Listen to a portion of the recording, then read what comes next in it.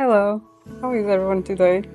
So, I totally didn't forget to change the title of the stream or the game category or anything. No, I totally didn't do that, and I just realized it now.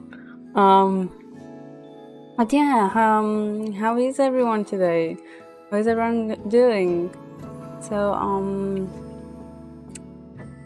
I think I changed it now. So today I'm going to keep playing Cinderella.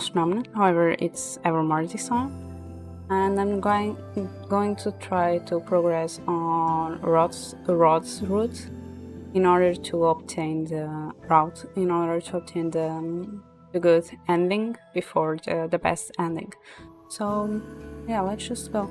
I feel like my voice is better now, at least better than um 2 days ago and yesterday. No, 3 days ago and yesterday. So yeah,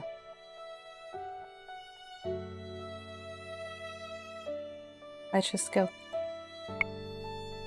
Loads. Loads.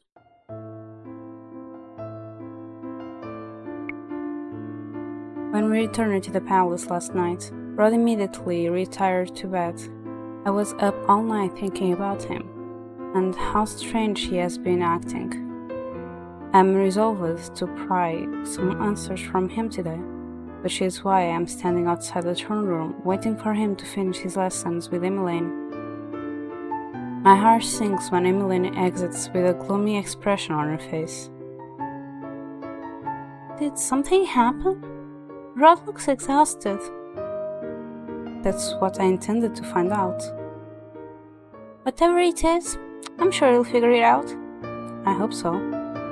Emmeline gives me a confident pat on the shoulder as I enter. Inside, Rod is standing by the window, his back to me. Rod? When he turns to face me, he looks downtrodden. It is enough to make my heart sink. Oh, Diana, may I speak with you? There is a long pause before he nods.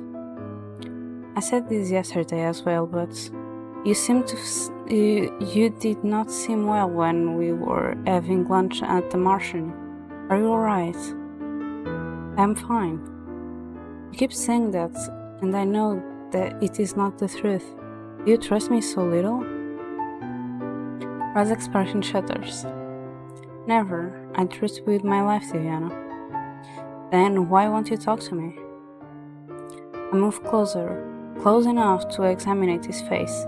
The dark circles are still there, and I can tell from his rigid posture that he is tense. Were you up again last night? I thought you said you were going to rest early. I did go to bed early, but falling asleep is another thing entirely.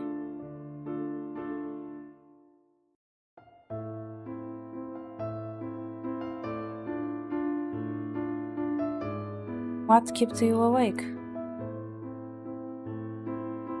I have a lot on my mind. Is there anything I can do to help? Rod shakes his head. Thank you for worrying about me, Diana, but this is something I need to sort out myself. It's not that I don't trust you, I just don't have the right words yet. But you need to stop pushing yourself, Rod. We all have our limits. Rod stiffened.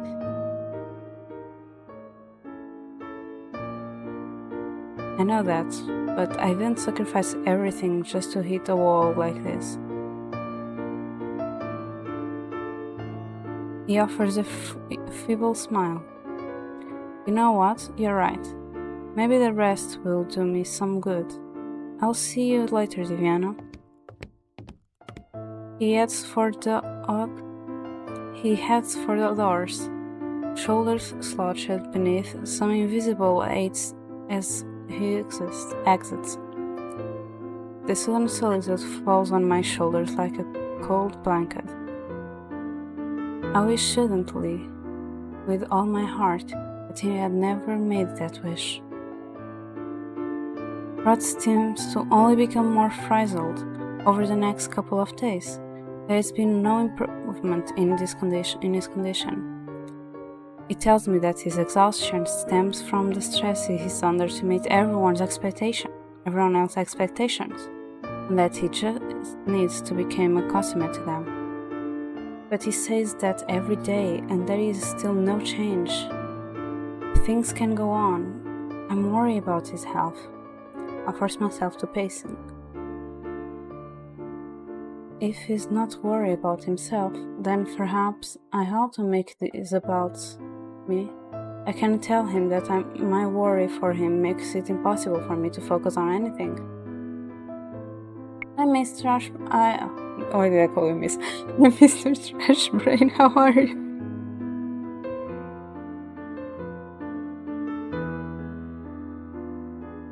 How have you been?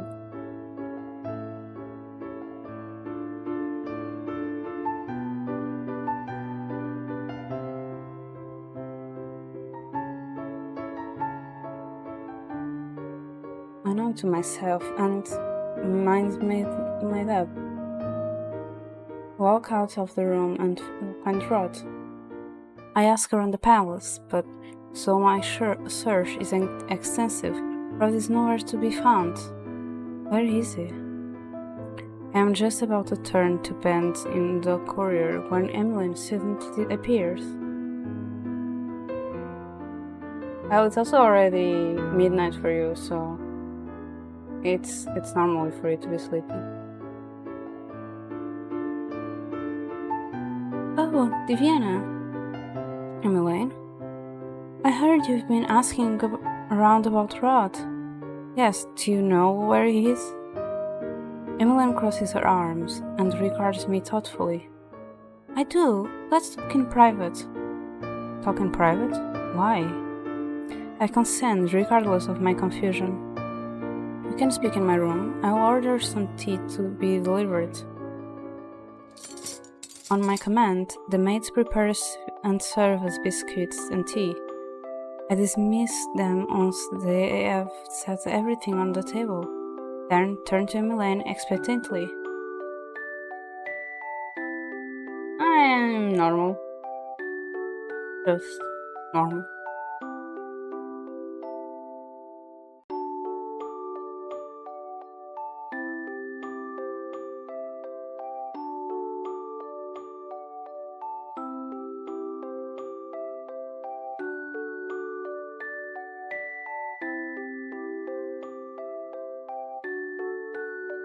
So, why are we having a private discussion? Well, it's about Rod, but I'm sure you knew that. Don't tell him I told you anything, okay? I won't tell, I promise. Emmeline smiles, looking a little defeated. He's in the forest today, and he'll be there until sunset. The forest? What is he doing there? Well... Emmeline's eyes flit to the biscuits on her plate. She fidgets, looking uncertain. It's okay, you do not have to tell me. I'll find out myself. Sorry. Do you at least have some idea of why he is acting so strange? Rod says he trusts me, but I assume there are some things he feels more uncomfortable telling Emmeline. They are siblings after all. Emmeline hesitates for a moment before answering. I do, but not because he willingly told me about it. Emmeline sips absently at her tea. You know how Rod is? He can be so secretive when it comes to his own matters. That is a severe understatement. I'm sorry for not saying anything. I don't want to put myself between the two of you.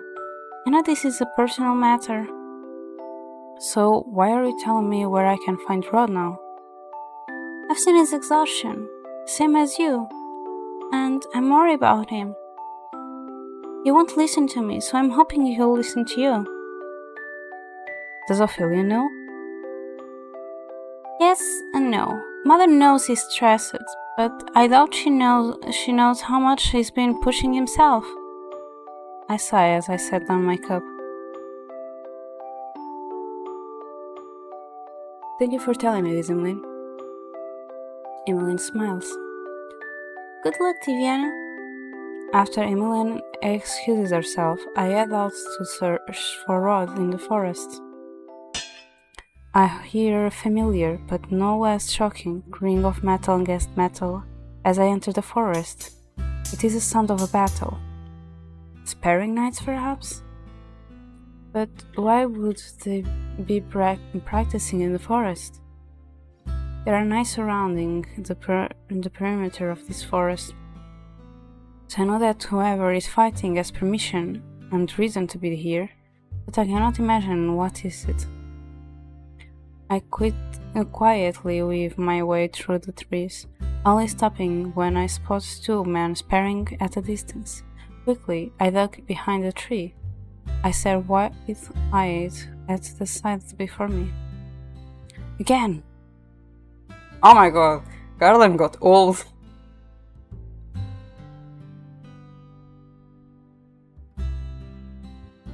I'm sorry. But I wasn't expecting the beard on Garland. It doesn't suit him.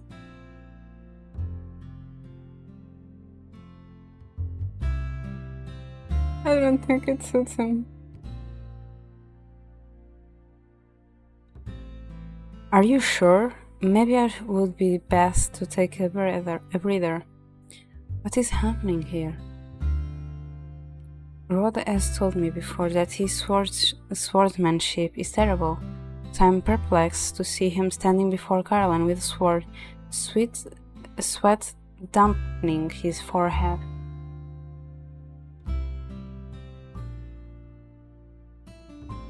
I insist. Rod just barely managed to block Garland's strike as he swings again at him. The force of the hit makes Rod stumble.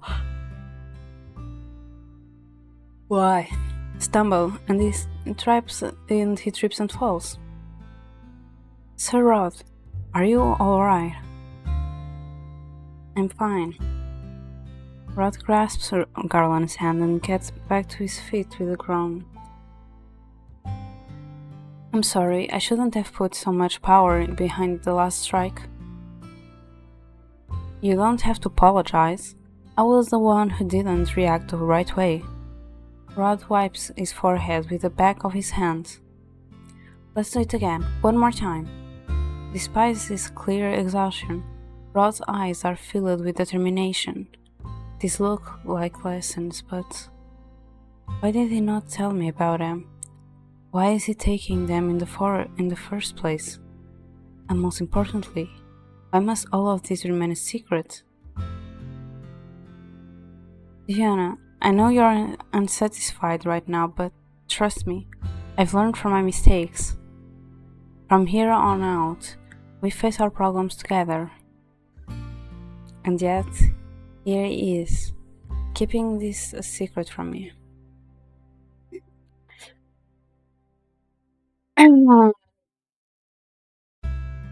Let's just sleep. Nothing happened. If it was me, I would get the answers, but you know.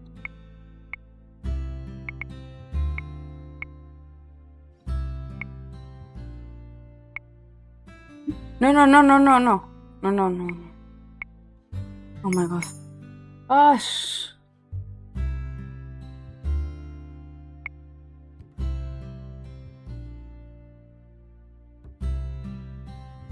I got scared for a little bit. I almost deleted everything.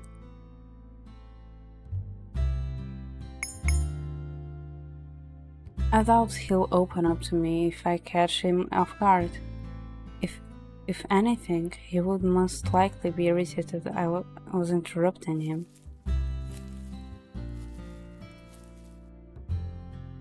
Stifling a heavy sigh, I take one last look at Rod and Garland before making my way back to the palace. I haven't confronted Rod about what I saw in the forest yesterday. When we met later that day, He was so tired, he immediately retired to his room after dinner. I'm reading retired and my mind just goes to like people retiring from work. Oh my god. After we had breakfast this morning, I asked him about his fatigue, but he said nothing about the practice. The only thing he said to me was, "I will explain everything soon, I promise." Why does he not want me to know? I really want to confront him about it, but such confrontations rarely end well for either of us. Viviana, focus. Laura's word jolt me from my musings. Something is weird about Laura. Maybe it's because it feels like she lacks hair. Sorry. Today, Laura is teaching me fire magic. I've only learned how to use ice and electricity so far. Since this is our first lesson, Laura is assigning me reading before we actually start practicing. I'm doing my best to concentrate on the words. My mind constantly drifts to rot. Laura flicks my forehead. I flinch and glare up at her. What was that for? Do you even understand what you're reading? Of course. Really? Because we've been staring at the same page for half an hour. What? I glanced at the book and I'm horrified to see I'm still on the same page. Let me guess, you have a certain grumpy boy on your mind. Hey, no ice in the classroom. I pull back from the table when I realize there is frost creeping up the edges. Close my eyes and take a few deep breaths to calm myself. When I open them again, the frost is gone. That bad, huh? Is keeping secrets. Sounds like a pride thing. Pride? Laura grins. Pride has always been prideful, hasn't he? She sighs. Man, they can't be people.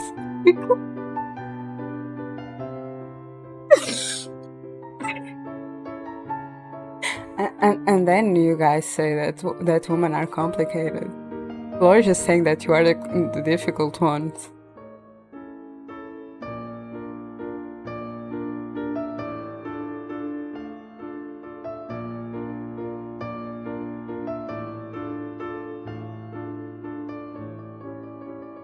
You sound as if you speak from experience. Hi Ace, how are you? Tenho mais Cinderella phenomenon. Esses homens são tão complicados, são tão difíceis, depois não somos nós. Mas desta vez é a sequela. Porque eu acabei o primeiro, então depois.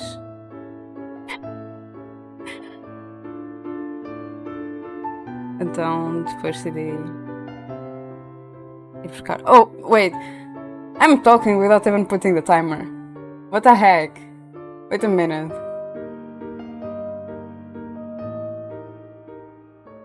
Okay, now there is the timer. Ok, não tenho temperador.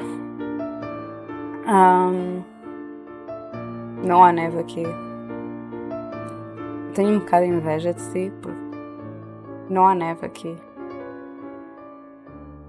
Mas... Yeah, Cinderella phenomenon! Agora, como é que eu faço isto? Olá, Crama, como é que estás? Como é que eu faço? Porquê quando eu vejo um novo? Porquê?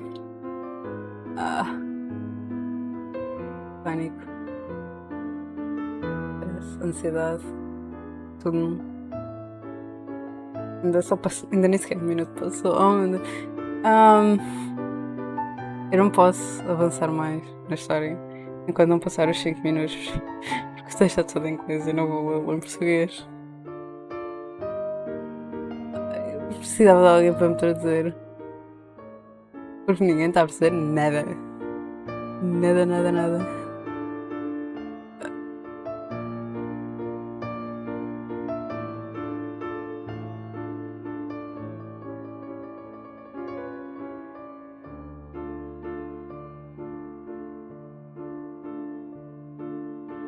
Nunca joguei. Nem sei saber que havia um remake.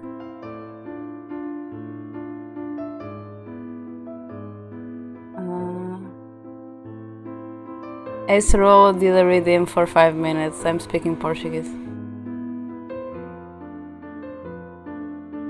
Português durante 5 minutos.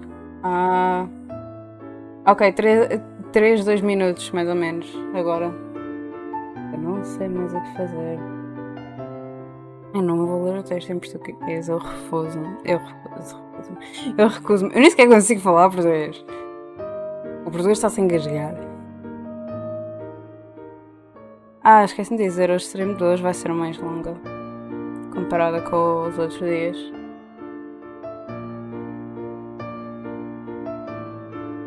O rato roeu a rolha do rei da Rússia.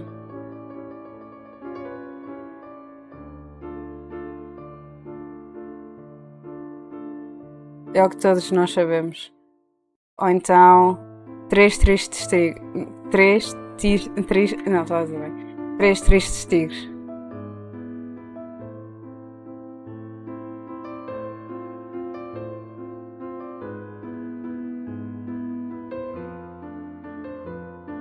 O rato roeu a rolha do rei da Rússia. E também 3 tristes tigres. Eu nem sequer consigo dizer devagar. Eu estou tão habituada a dizer eles tão rápido que eu nem sequer consigo dizer devagar. Mas existem mais. Eu sei que existem sobre pratos.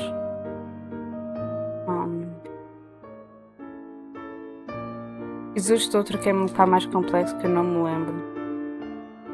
Mas eu sei que existe um mais complexo.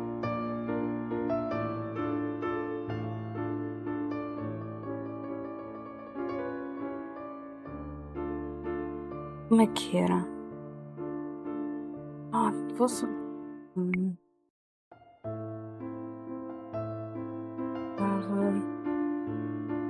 Línguas.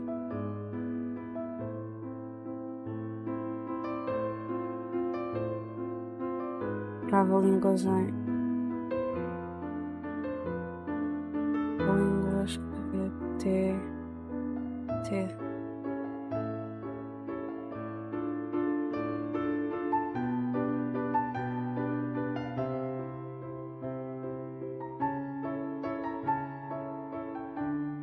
Tá aqui. 3 tristes tigres para 3 pratos de trigo. 3 pratos de trigo para 3 tristes tigres.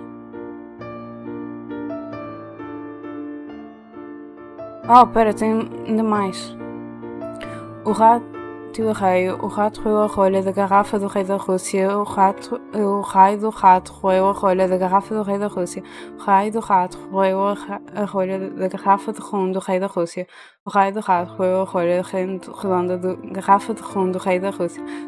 O raio do rato roeu a rolha redonda da garrafa de rum de Roberto, rei da Rússia.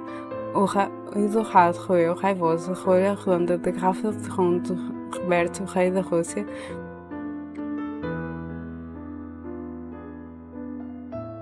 And the last one. Pinga a pia para o prato, pia o pinto e mia o gato. And now I'm done with tongue twisters.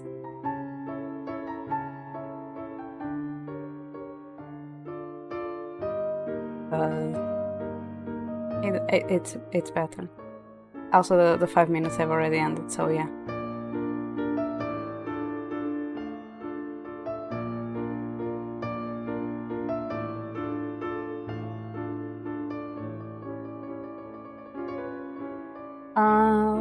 Actually, these are actually free assets that I added. Wait, why am I not getting the... Okay, now I got it.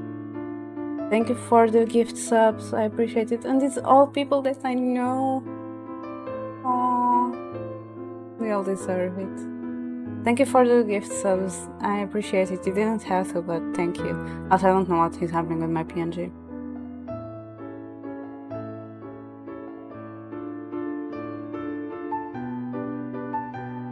I don't know what's happening. OBS? This? Because, like, Chat isn't even working properly. Okay, no, I think now chat is working properly. What the heck is happening?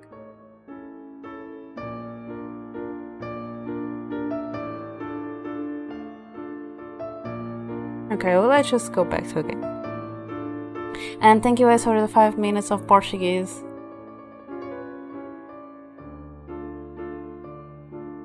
Believe it or not, I did have a husband once. Her expression dampens. And a daughter. You did?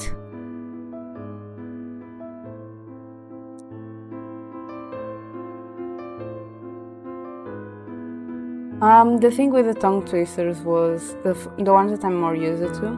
They use a lot of R, and we feel the R a lot. Like we say, we feel it a lot, and that kind of makes that is literally what makes our tongue twist, is saying the R a lot.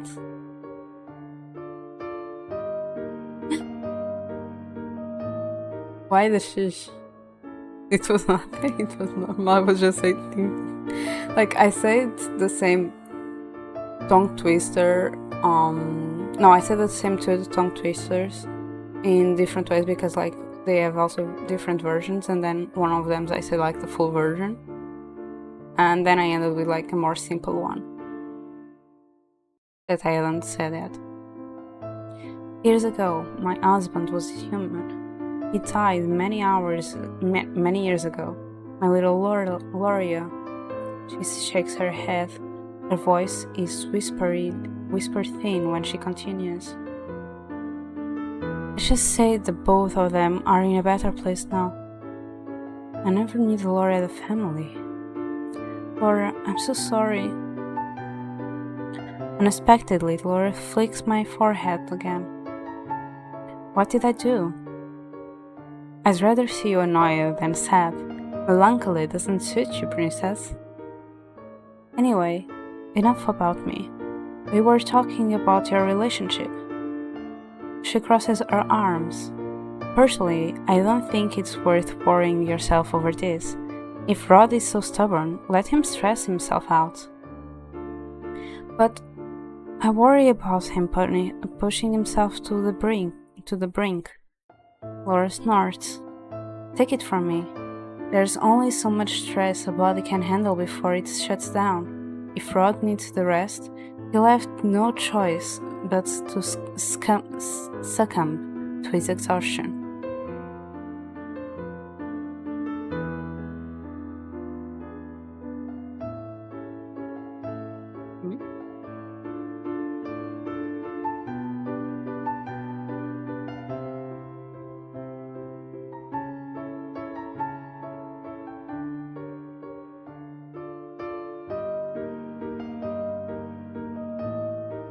That sounds awfully ominous.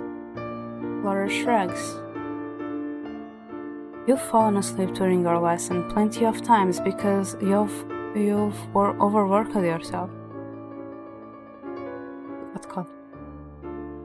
I swear, you two really are the same. Laura grins. Anyway, all relationships have their obstacles. You'll get past this.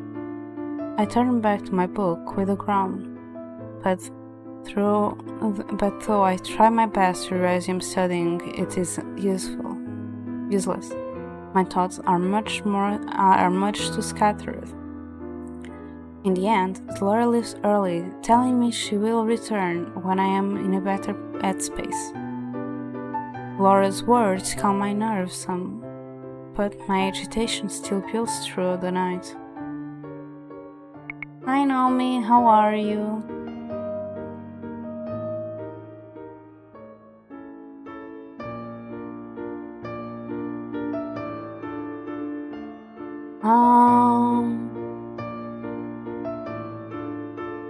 Is it and it isn't, because I'm playing more Cinderella Phenomenon, which is a princess, however it isn't Disney. However, this is the second game. This is Cinderella Phenomenon Evermore. I glance at the faint sparks on my fingertips. I have to close my eyes and breathe to get them to disappear. It counts just because of Princess. An idea crosses my mind as I am concentrating. Laura helped me dispel some of my worries, if only temporarily. Yeah, one of them look a lot like Cinderella. One looks a lot like Cinderella and the other one looks a lot like Belle. I am going to give you that. Oh wait, I didn't. Okay, no, I did. Perhaps it would help to speak to someone else about this. Someone who knows Rod better than me.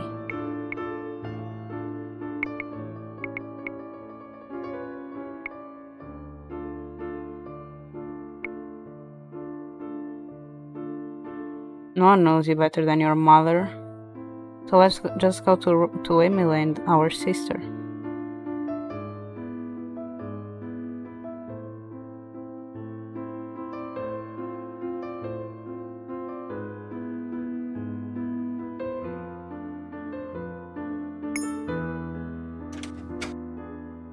When I opened up my door to go find Emily, I am shocked to see her already at the threshold, prepared to knock.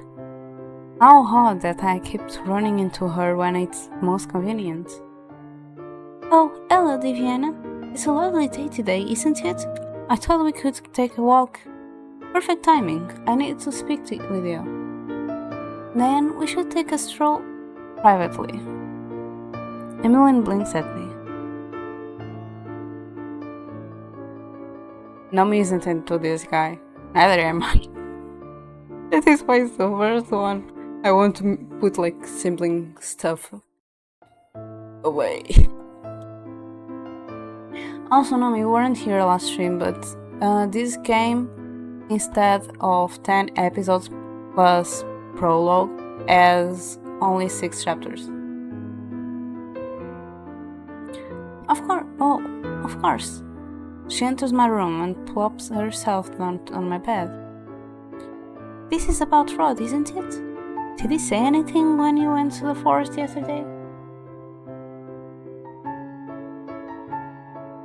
Yeah, Nomi doesn't care about this. No, I didn't confront him. If he's going out of his way to hide his practice, I assumed it would be the best not to interrupt him. I know he keeps telling me he'll explain, but he doesn't tell me when. It is really frustrating. That sounds like Rod. Emily shifts her gaze to the window, gaze forlorn. I wish I could offer helpful advice, but, well, I've always let Rod be exactly as he is. He was quiet growing up, and I've learned to accept that about him. But if it makes you feel better, he has opened up a lot since he met you, but not enough to trust me. Oh, I don't think that's true at all.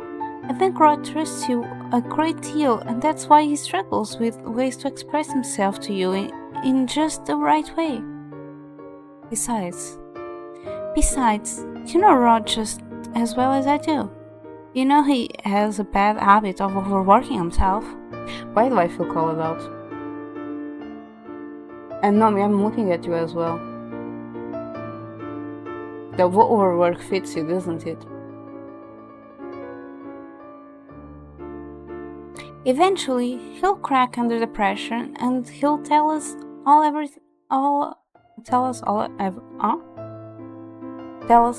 everything. That's true. I just wish he wouldn't shoulder these burdens alone.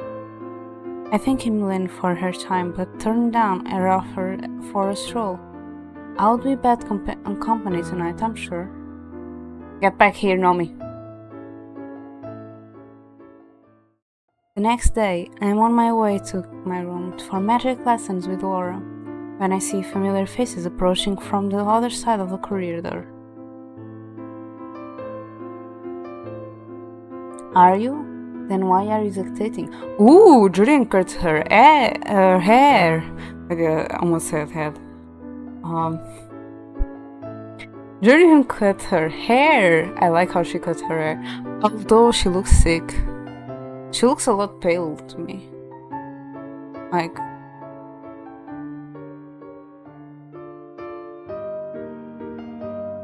I don't know, she just looks sick.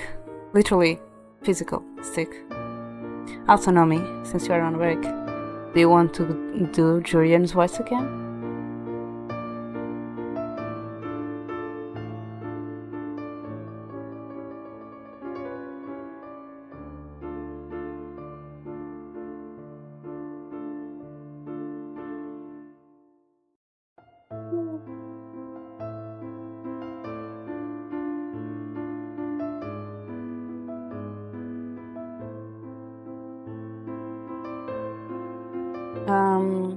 Kurama, don't answer for Nomi, please.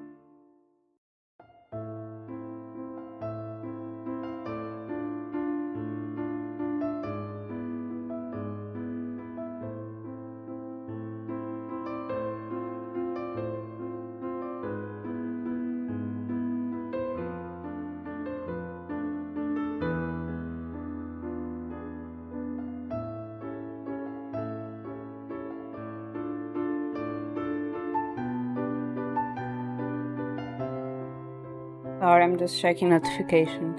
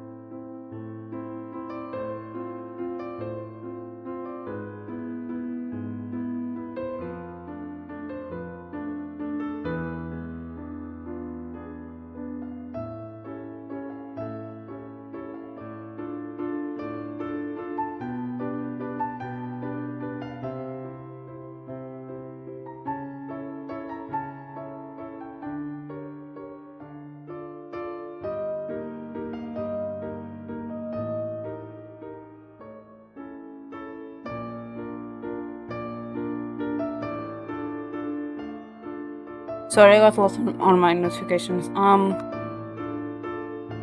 Let's just go back. Honestly, I feel like I hear a new piece of gossip every hour. Isn't that the way it's always been right before a ball? All anyone whispers about are secret courtships. It's ridiculous. Carlin laughs. Well, the novels need something to talk about. Oh! He smiles when he notices me walking toward him. The two knights bow. Greetings, Your Highness. Good morning, Your Highness.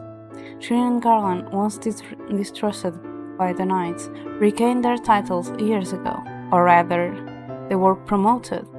Shirin is now the High Commander of the Order of Caldera, the first woman to ever receive the title. It wasn't long before she made Garland her second in command. I wonder why. We're sorry we couldn't accept the Martian invitation. We were really looking forward to it, but that day just so happened to be the first day of training for the new recruits. Wait, more message. Yeah.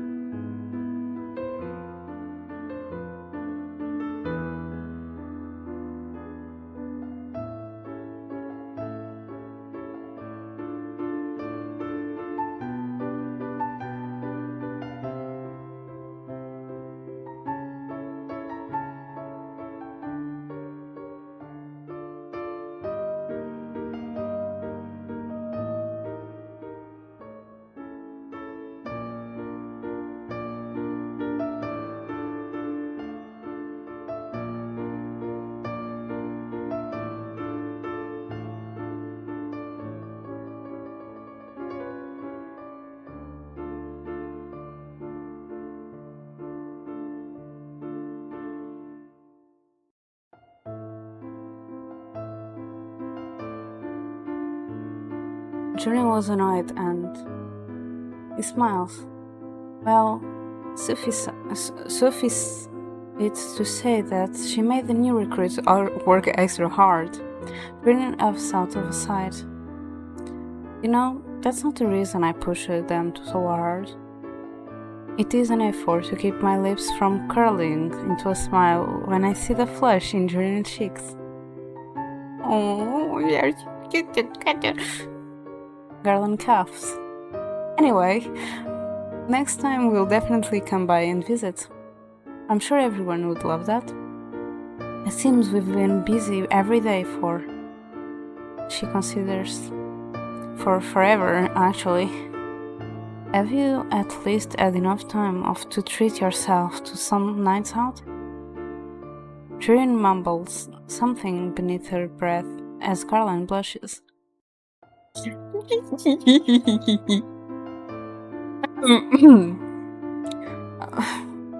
This time I cannot help myself. I found out the two of them were courting each other about a year ago. I was out on a midnight stroll when I saw them walking through the gardens hand in hand. Oh, well... He glances at Julian, who looks moments away from bolting down the corridor. No need for details, I just wanted to make sure you two were doing well. We couldn't be doing better, right, Len? Some extra free time would be nice, but we'll take what we have. We'll be sure to make the next dinner, Princess. I look forward to it. As will we. They excuse themselves, and I head off to my room. I have just pulled down one of the study books from my shelf when a voice causes me to jump in surprise. Princess! The book falls from my hands as I whirl through my bedside table, where Sebi is, for some reason, sitting. Sebi? How did you get there? I lean down to pick up the book. I asked Emily to leave me here. She was going to wait around too, but she ended up having to leave early on for her lessons. We're sorry for barging into your room without permission. Why are you in my room in the first place? I'm here about Rod. Of course, he's making a mess of things, as usual, so I came to clear things up. I raise an eyebrow as I sit myself on the bed. I wish he could still read his mind for me. I don't need to be able to read his mind to know what he's thinking. Rod always has been an easy read for me. That's why he doesn't take me around with him now, you know? He knows I can see through him better than anyone else. Debbie sighs. It gets really lonely in his room. I feel a soft twinge in my heart. Perhaps Happy is good at reading others as well, for he speaks up immediately. It's okay though. Milan lets me ride around on her shoulder sometimes. So Rod won't take you with him because he's worried you'll reveal his secrets? More or less. So, are you here to give away all of his secrets then? No, I promise I wouldn't say anything. Savvy laughs when I furrow my eyebrows at him. Rod is bad at this sort of thing. I came to tell you that he's not keeping a secret from you, Princess. He's trying to surprise you. Surprise? Still, Emmeline's been telling me that he's really pushing himself. He is. That is the reason I've been so concerned. Princess, let me tell you something about Rod. He may seem quiet on the outside, but inside, his mind is so loud. He thinks about so many things all the time. I can't do this voice anymore. I can't keep with this voice. I'm trying. I can't keep with that voice. It's making me laugh. I don't know if you are hearing the same thing as me. Probably aren't. But I can't.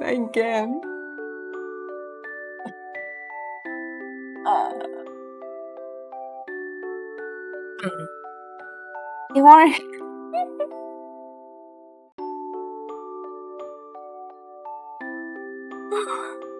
It worries me and distresses and overthinks about everything. Honestly, it's amazing he keeps it all to himself.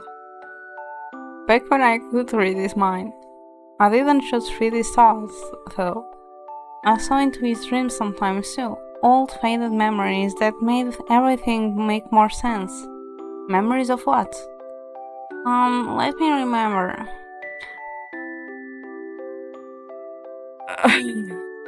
Oh,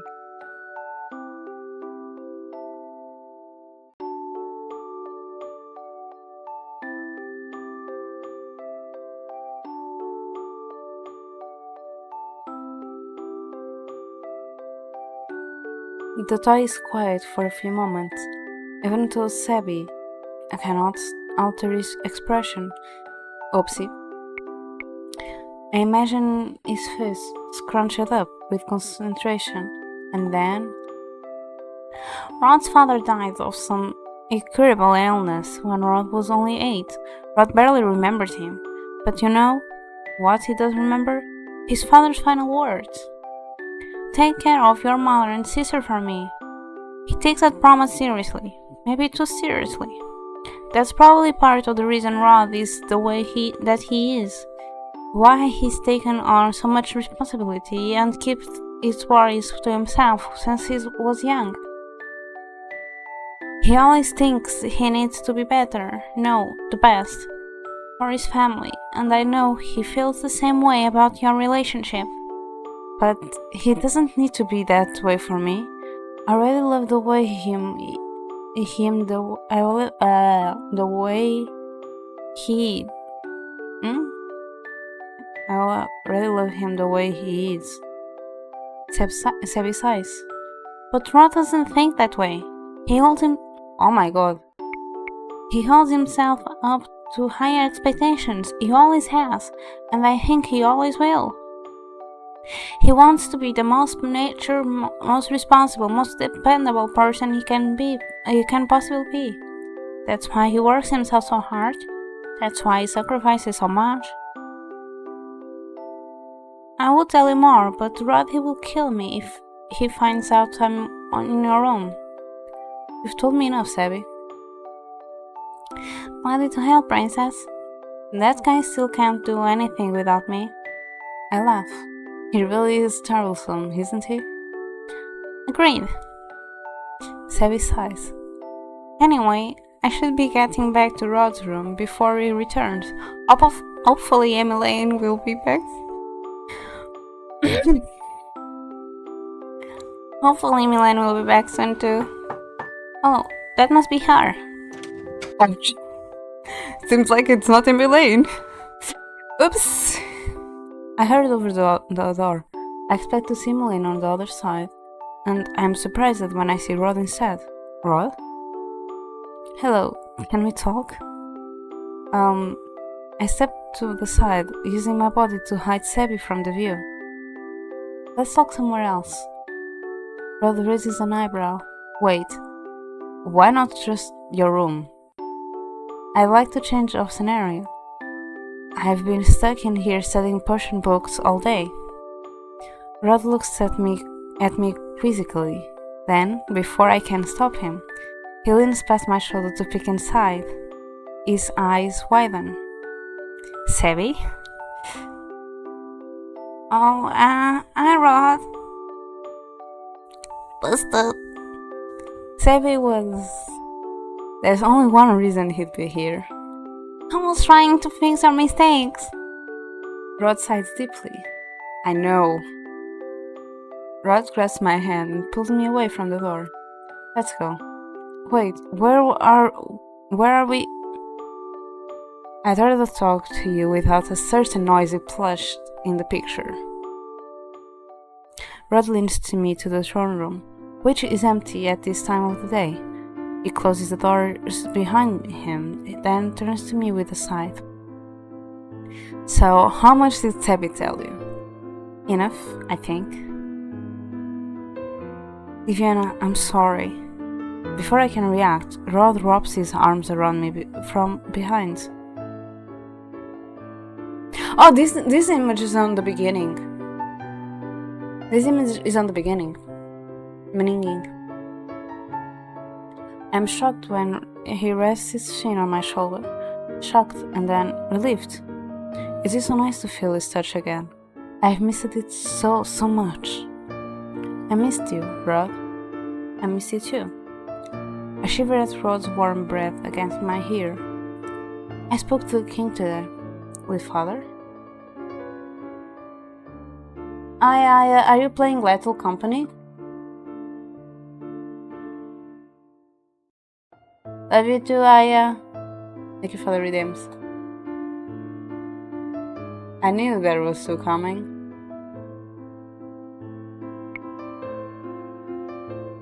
Okay, have fun games. Do I need to work on it somewhere?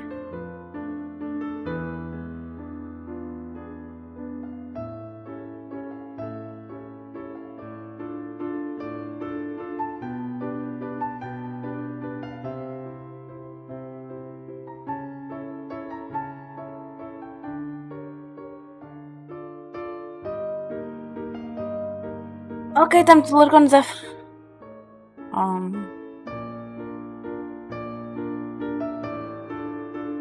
Wait, but I should keep cell stream with sound though, because I'm mother, so I'm hearing her recording chats.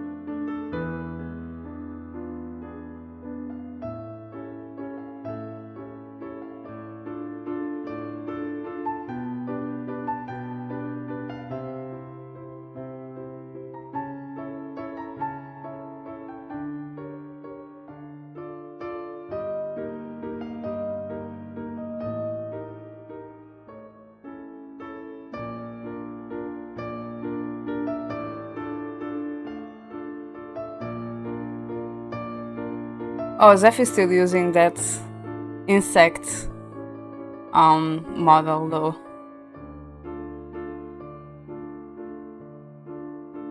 I read scallops instead of scraps.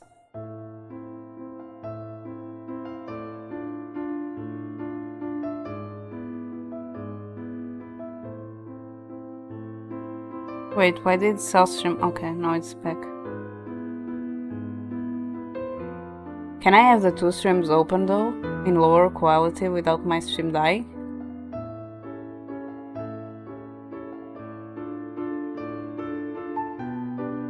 Let's just hope and pray. In any case, I can just turn off my Discord and put a PNG.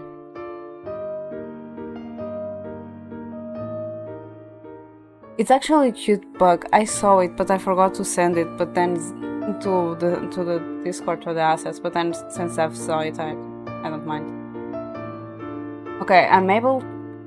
Okay, let's not jinx it, and let's just keep going for the game. Ciao.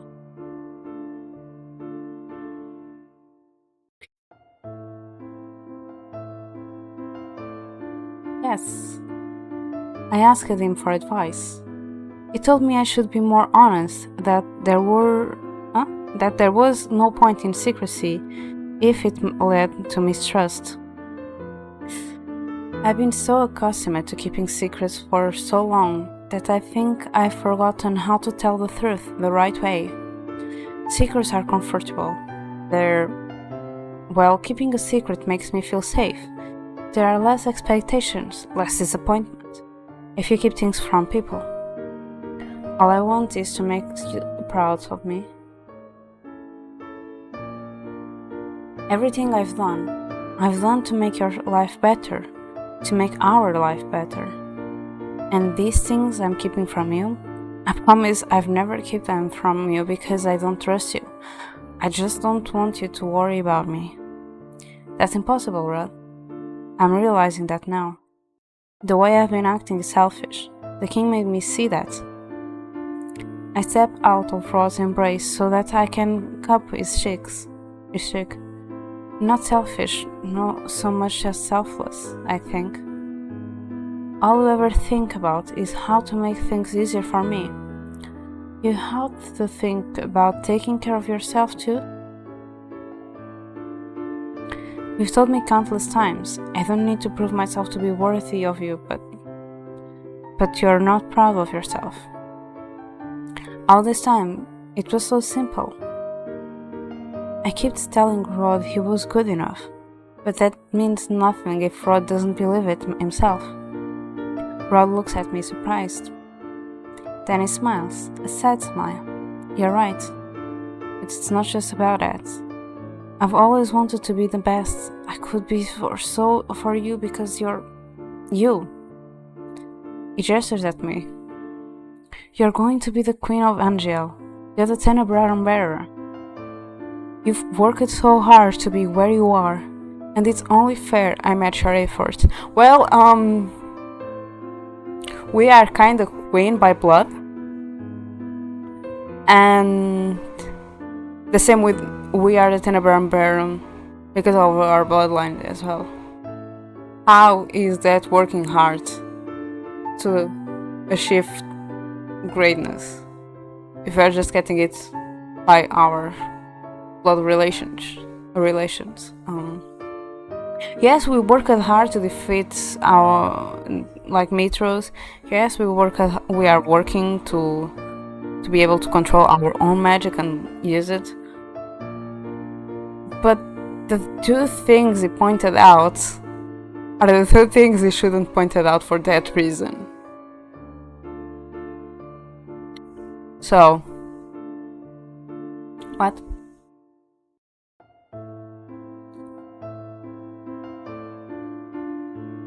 I made myself a prince to be worthy of Viorica, but it didn't matter because that was never who I was meant to be.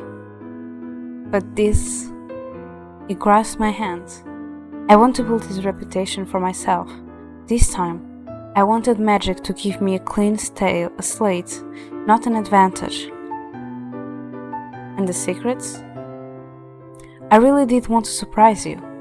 I don't mind running myself dry if it means improving, especially in the short run.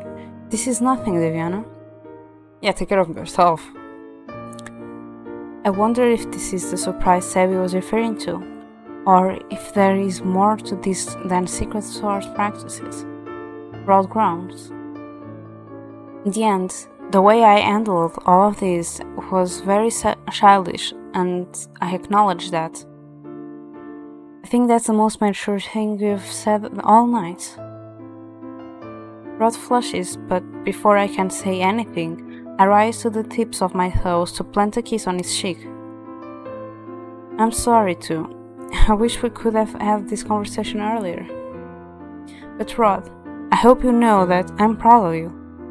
You are the hardest working person I've ever met. I did not fall in love with you for your accomplishment. Fell in love with you because of who you are. Rod lets out of the breath. He suddenly looks relaxed and at peace. I wrap my arms around him and lean into his chest. Let us try this again. No more secrets? Rod presses a kiss on my forehead. No more secrets. He pauses.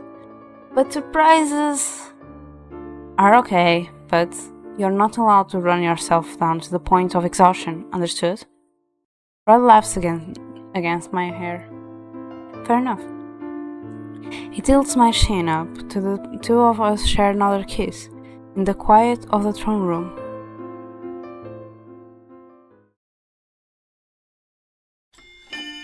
Oh, new chapter. Plans for the future. Chapter 4. And let's save!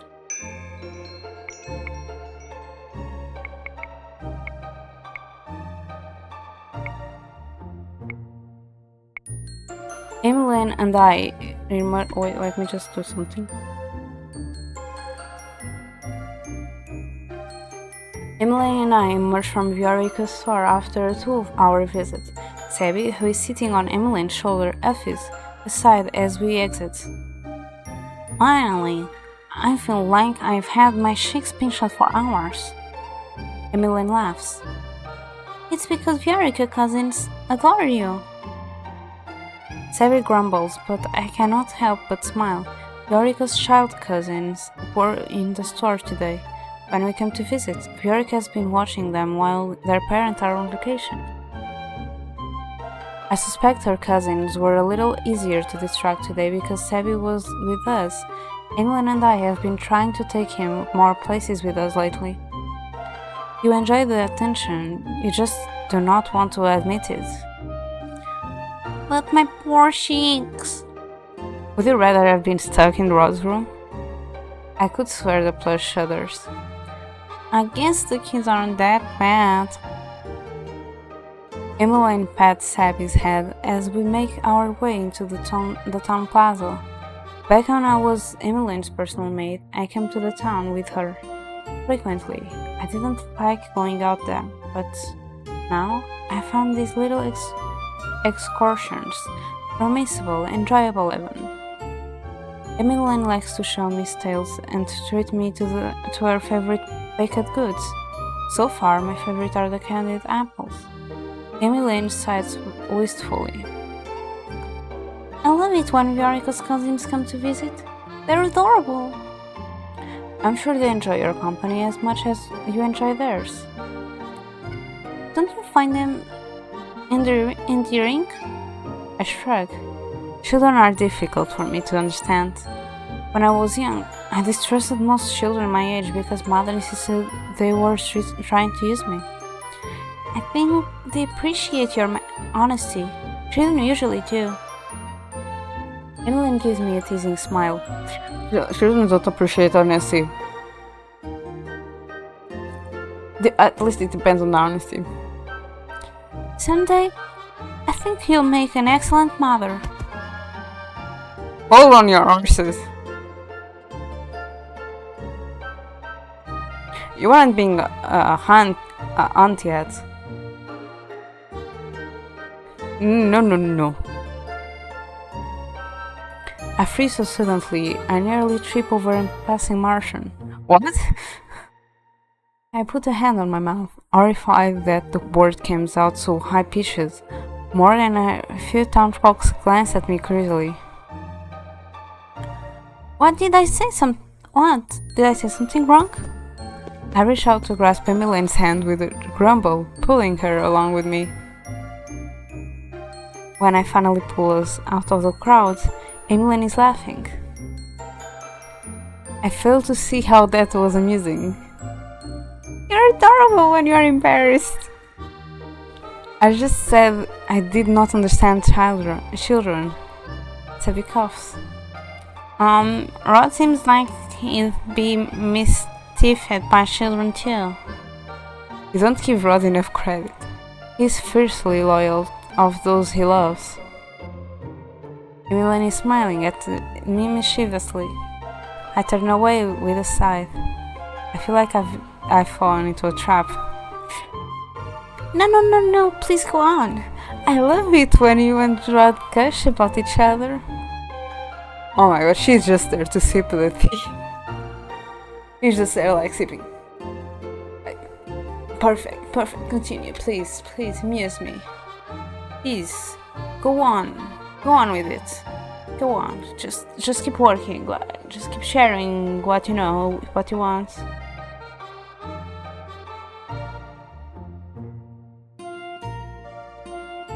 She's just there.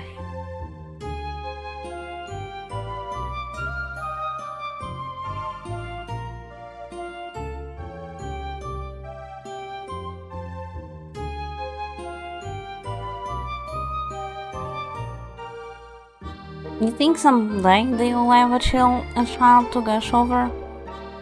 Both of you stop talking. The last thing on my mind right now is children. The more I think about it, the more embarrassed I become. Emily must tell from my silence that I am uncomfortable, because she shifts the conversation to herself. Someday, I'd like to have a family of my own. I look at her curious. The last time she was interested in another man. Ark. The masked man was Mit's accomplice. He disappeared after I broke my curse, and we still have been unable to uncover his identity. Annie was heartbroken. She really seemed to want to get to know Varg better. Since then, she hasn't seemed to connect with anyone else, at least not so far as I'm aware. I know for a fact you would be an amazing mother. Thank you, Diviana. Someday I hope I will have the opportunity to have a family, but I'm in no rush. She shakes her head.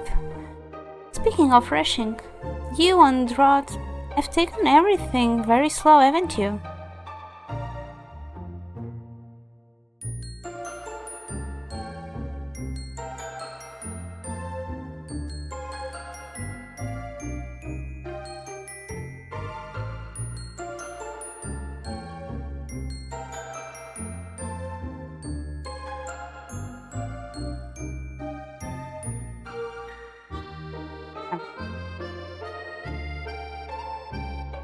What do you mean? Emily laughs. Well, it took you a while to resolve the most recent issue. You make it sound like we were fighting, when the problem was that Rod was being secretive. It truly is a special kind of stubborn. Sebby sighs dramatically. Welcome to my world, princess. Can you imagine what it was like to listen to an overthinker's thoughts but know he wasn't ever going to speak them aloud? Rod is so overdramatic. You really do know him best, don't you, Sebby? Of course. I think Sebby should be a relationship counselor. I wouldn't be an excellent counselor. The two of us share another laugh as we turn and head back to the palace. Diviana, thanks again for accompanying me today. It was my pleasure. Emlyn taps Sebby on the head. Let's go return you to Rod's room, shall we? Back to the dungeon. Emmeline laughs. Well, see you later, Diviana. Good night, princess. I can't do Sebby's voice. Please, someone take Sebby away from me. Oops. On my way back to my room, I see father. He's heading for my door when he stops noticing me. Ah, there you are, Diviana. How was today's outing? I eye him curiously. It is rare for him to seek me out. It was fun. Viorica's child cousins were visiting. Ah, Emily talks at length about how endearing she finds them. I suppose. Can you spare a few minutes, Viviana? My curiosity sharpens to wariness. Of course. Then shall we walk? He offers his arm, and I set my hand in his crook of his elbow. The two of us begin to wander in the corridors, which are thankfully quiet at this time of day. So, I hear you and Rod have resolved things. Yes, finally. I glance at him. He told me he'd sought you out for advice. Father smiles. He almost looks relieved. I'm glad he came to me for advice. I could tell something was amiss. I'm glad he spoke with you. It seemed to clear things up for him. It can be extremely difficult to discern one's feelings when it comes to love. It is a complicated thing. That is why it is so important to self-reflect on our feelings, but also on your loved ones. Father pauses to look at me. It is good to see you smiling again, Diviana. I know this long-distance relationship has been difficult for you, but if you ever need advice, I know what it is like to court someone outside the noble circle. You want a filler and inspiration. My father laughs.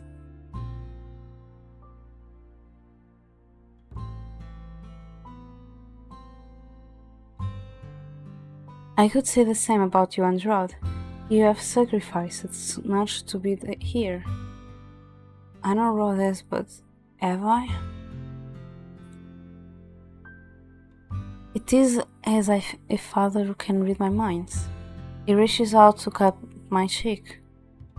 You have come a long, long way, Diana. More than any of us, I believe. It is no easy thing, learning to trust after being taught to not rely on others. My father falters. I'm sorry I could not teach you that sooner. Every day I am gratefully decide to give me another chance to make things right between us. My heart twinged. Of course, I. We both pause at the sound of footsteps. Of footsteps. I expect a servant, and I'm surprised to see Rod instead. He looks just as surprised to see us as us.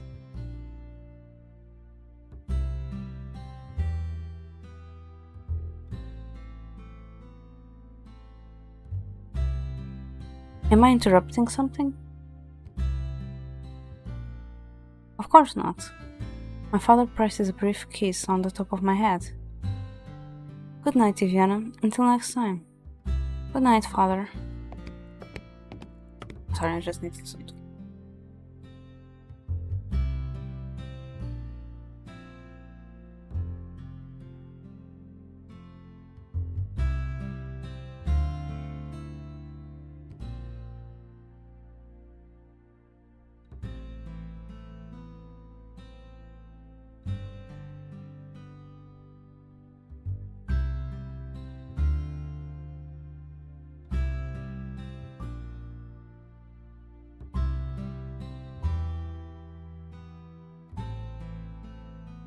I'm back.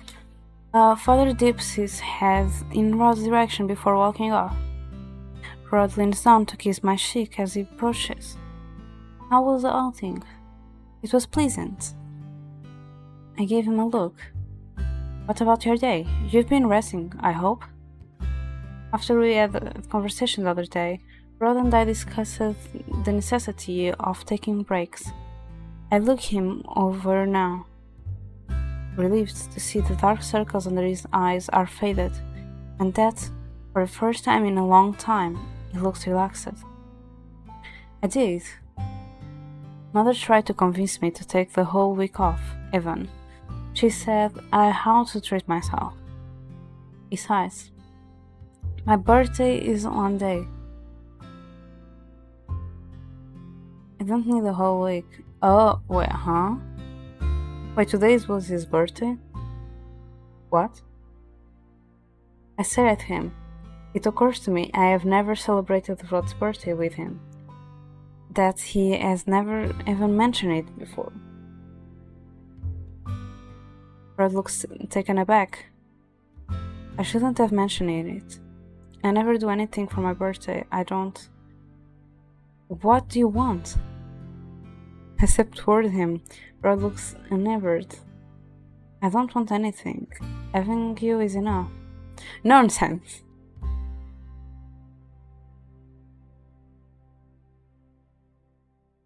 Rod runs a hand through his hair and growls. You really don't need to get me anything, Diviana, but... He blushes. I would love any gift you buy me. Anything? I cannot give him just anything. I have to make sure this is the best birthday gift he's ever received. I'll come up with something meaningful. I must... Rod coughs awkwardly. Anyway, we were talking about you. Huh? How were Vioric and their cousins? It occurs to me that it has been a while since Rod visited her. Sometimes I think about how strange it is that the reason he came to be here in the first place is because he wanted to impress her. So much has changed since then. All of us have found happiness in unexpected places and people. I smile. They were, well, Viorica is always so lively when the children are around, lively when the children are around. And Sevi was very good at distracting them while we all spoke. Rod snorts. Sevi's a good distraction. I look at him, curious. Have you visited her recently? I have. Em wouldn't stop pestering me until I did. He glances up at the night sky, and the moon illuminates the melancholy in his eyes. You're right, she's more lively. I'm happy for her and the husband. Unthinkingly, I reach out to grab his hand. After a few moments, Rod leans into me. Strange, isn't it? How quickly time passes. Yorick has been married for a while now. I can feel his eyes on me. If we married someday, what kind of wedding would you want? My cheeks warm at the question. So first is Emily talking to us about about children, and now it's Rod talking about marriage.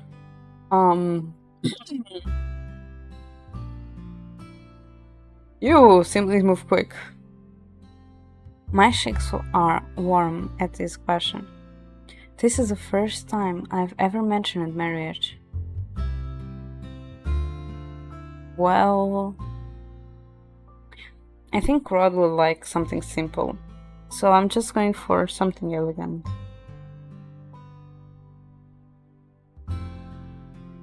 Not only Rod, us too, but you know.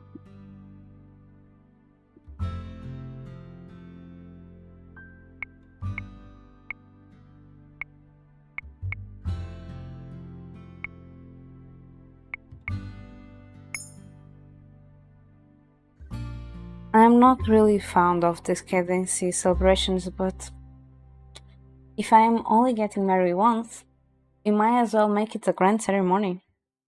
Rod smiles a little weakly. Anything for you. You wouldn't mind the spotlight. I would go anywhere and do anything with you. I press a kiss on his cheek. Thank you, but why are you asking me this in the first place? I offer a mischievous smile. Are we getting married soon? Now you get it back. Rod suddenly looks embarrassed. I'm just asking what you prefer for the future. For the future? I wonder how distant that is. So we are also thinking about marriage, huh? Rod turns his attention skyward again, a soft smile on his face. This might be strange to say, but I'm really glad I was cursed. It's strange to think I wouldn't know you otherwise. Rod steps back and tilts my chin up. I look into his eyes, so bright in this darkness, and smile. Wouldn't be here right now like this. He throws his fingertip down my cheek until his thumb is brushing my lips.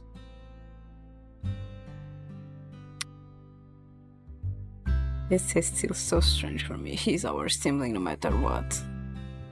No, please, no. No. Then he leans down and presses his lips to mine.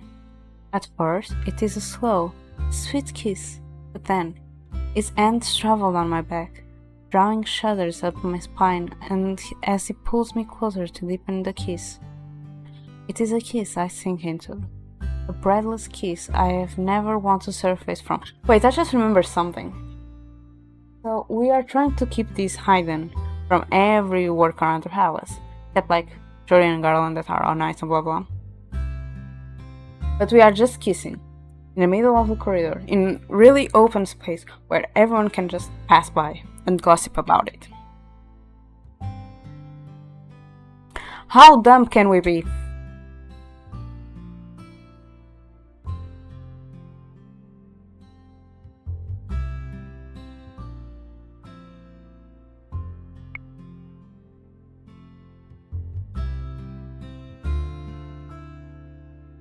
Yeah, I can't have two. I can't have two of them open at the same time.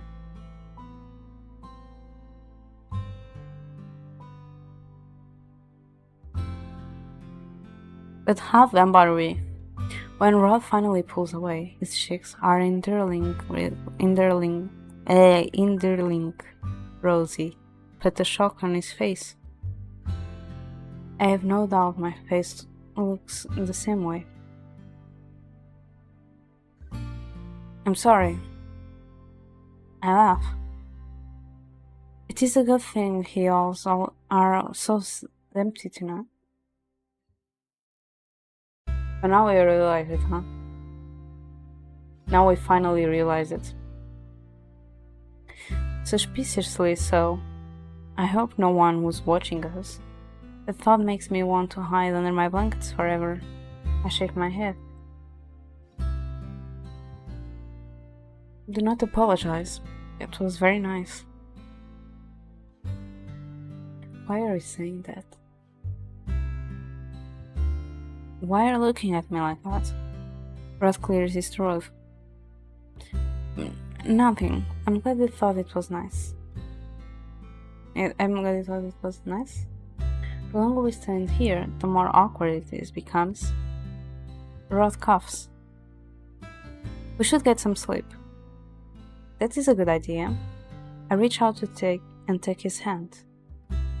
He walks me back to my room. We say our good nights before parting for the night. I stare at the cakes lined up for today's taste test. Ophelia decided to leave it up to Emmeline and I to choose the best cakes for the bowl. So far, I have tasted 3 cakes, but I am unable to concentrate on the flavors. My mind is on the ball, which takes place in 1 week, and more importantly, Rod's birthday is in 2 days, and I have yet to come up with a gift idea.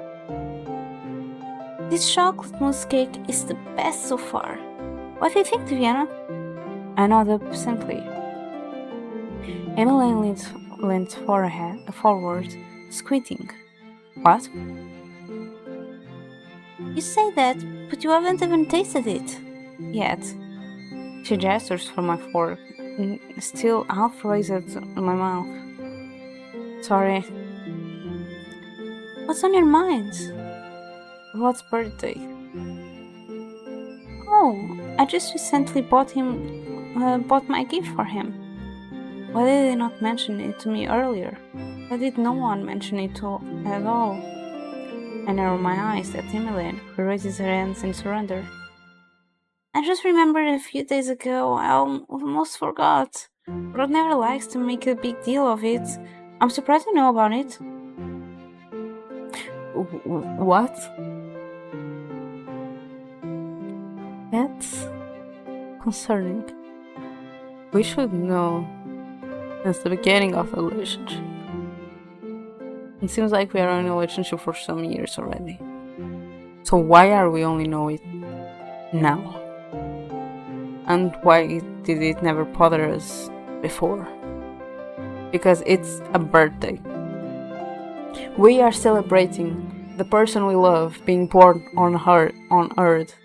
So, how the heck we don't know about his birthday and we never were concerned about knowing when it happened? Until now.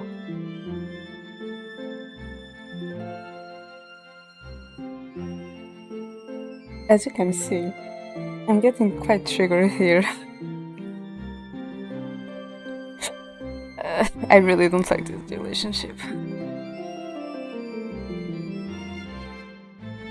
He brought it to me accidentally. Emmeline laughs. That sounds like him, so... She leans forward. Do you have any gift ideas?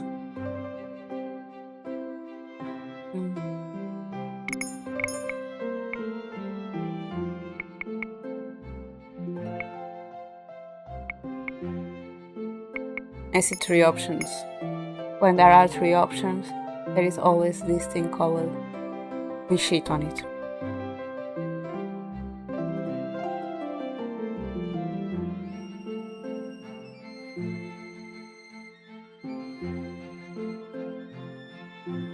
Oh, chapter 4. So, any of the other ones is a good choice. Except this one that is. So this time, there are two choices that goes to the best ending, and one choice that goes to the normal good ending, which is something new.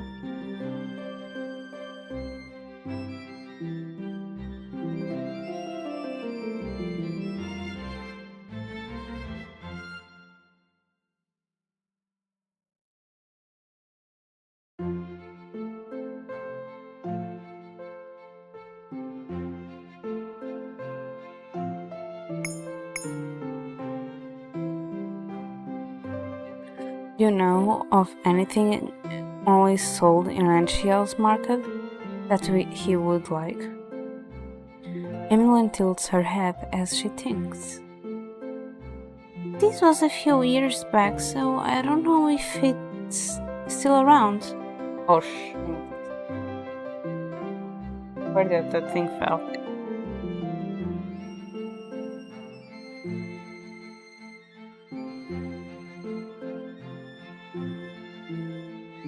Oh, where is that thing?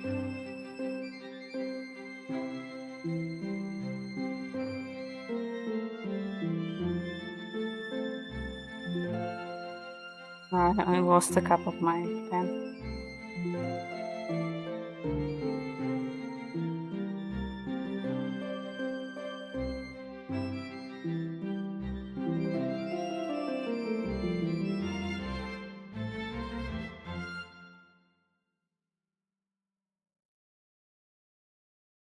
Found it.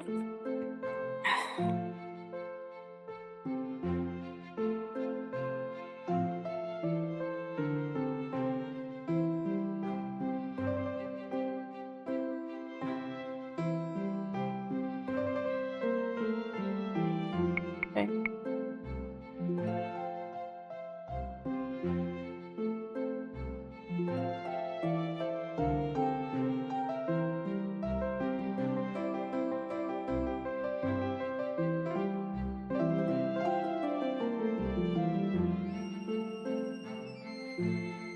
Okay. Let's go back to it. So this was a few years ago, so I don't know if it's. Wait, where did I put my pen? So I don't know if it's still around, but he was really obsessed with this old book that featured dances from around the world. Oh wait.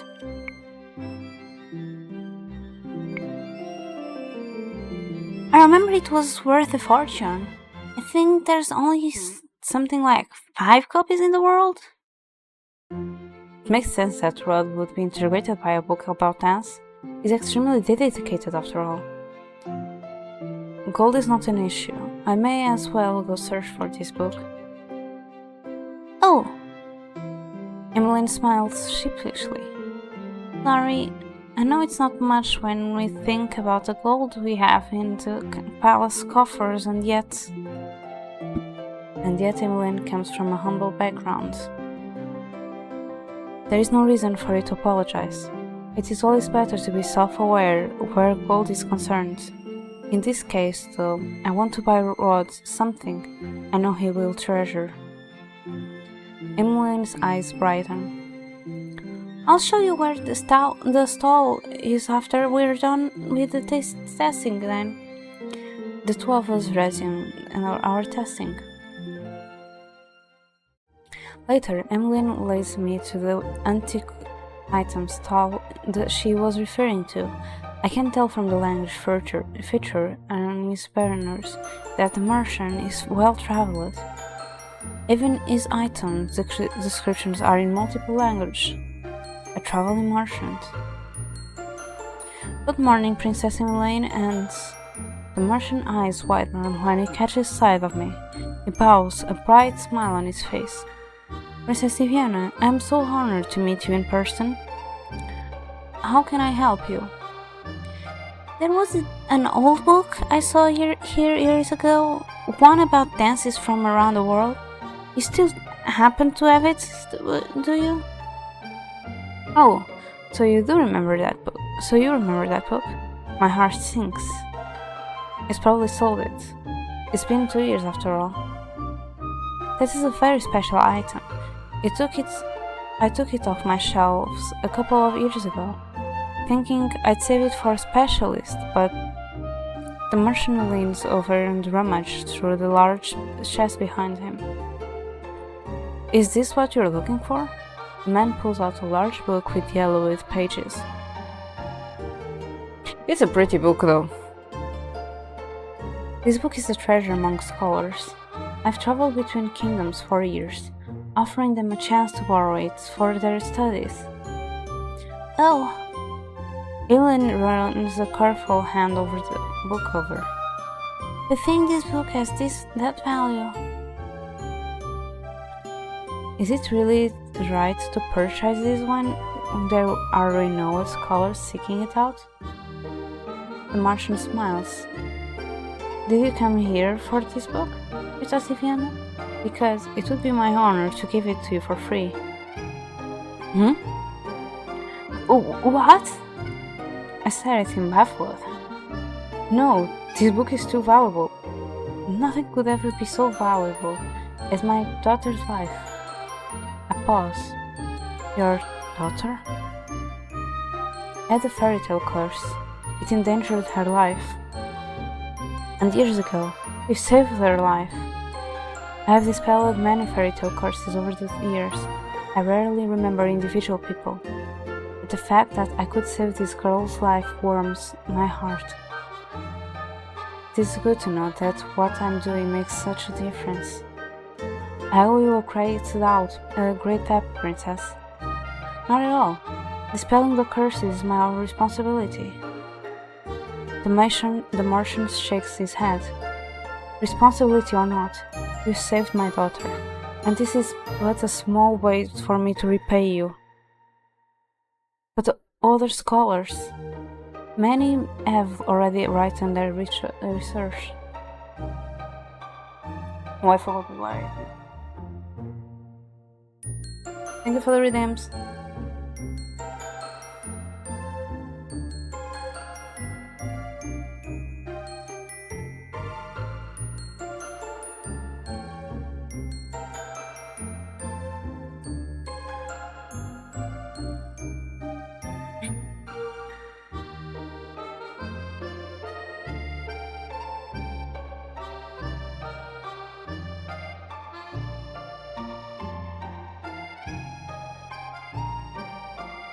I glance at Emmeline, who looks at me helplessly. Are you sure you won't take payment for this? Never. The merchant laughs. For this purchase, at least. But the next time you come by, I will gladly accept gold. There will definitely be a next time. I agree. Thank you so much for your generosity. The merchant bows. Truly, it is my honor, princess. The day of Rod's birthday, I ask him to meet me at our special meeting place. I turn when I hear rustling leaves. Did I keep you waiting long? I shake my head. Not at all. I hand Rod my wrapped gift. Happy birthday, Rod. Rod smiles. You really shouldn't have. He takes the gift. Eyes widen as he gently tears the wrapping. This is... Rod's eyes are wide with wonder. I've been wanting to read this for years. How did you even know this existed? Emmeline may have mentioned it. The merchant still had the book. It had just been taken off the shelves for a while. Rod looks at me, almost guiltily. Why did that happen?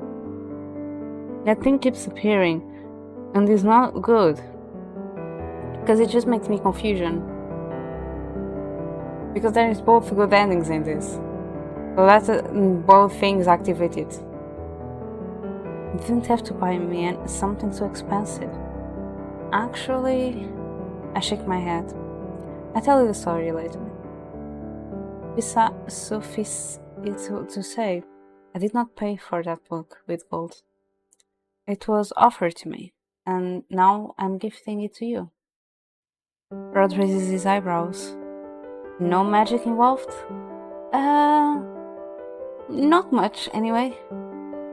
Rod smiles, is wide and bright as he gently flips through the pages. He looks like a wonderstruck child. Thank you, Diviana. I can't even begin to tell you how much this means to me. It was my pleasure. I hope you know we're both going to practice some of the dances in here together. I laugh. Whoopsie. There's nothing I'd love more. The two of us make our way back to the palace.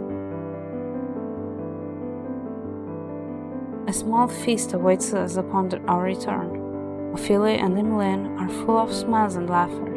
Last year, they could not celebrate Rod's birthday with him, so they make this celebration as merry as they can. Father and I execute ourselves early, so that Rod can enjoy the rest of the day. Excuse ourselves early, so Rod can enjoy the rest of the day with his mother and sister. Tomorrow is the night of the grand ball, and the palace is bustling with activity as the staff makes last-minute preparations. More than once, closeted servants nearly bump into me as I am walking back to my room. I have just gotten out of dance lessons with Rod, and I'm eager to relax. I turn a corner and nearly run into someone else again. I'm so sorry. I step back surprised. Emmeline? Oh, Diviana! Emmeline bends over, reaching for a piece of parchment that apparently fell to the floor during our near collision. I notice a familiar crest embedded into the letter's stamp. A letter from Bugantia? I eye her curiously. Is that from Claude? Not exactly. Ooh, Emily. Are you and Karma's brother talking? Is there something between the two of you? I consider. The only other person who would be writing to Emmeline is Prince Lance. Emmeline tells me they get along. I've only spoken to Lance a few times myself. Didn't know he wrote to Emmeline.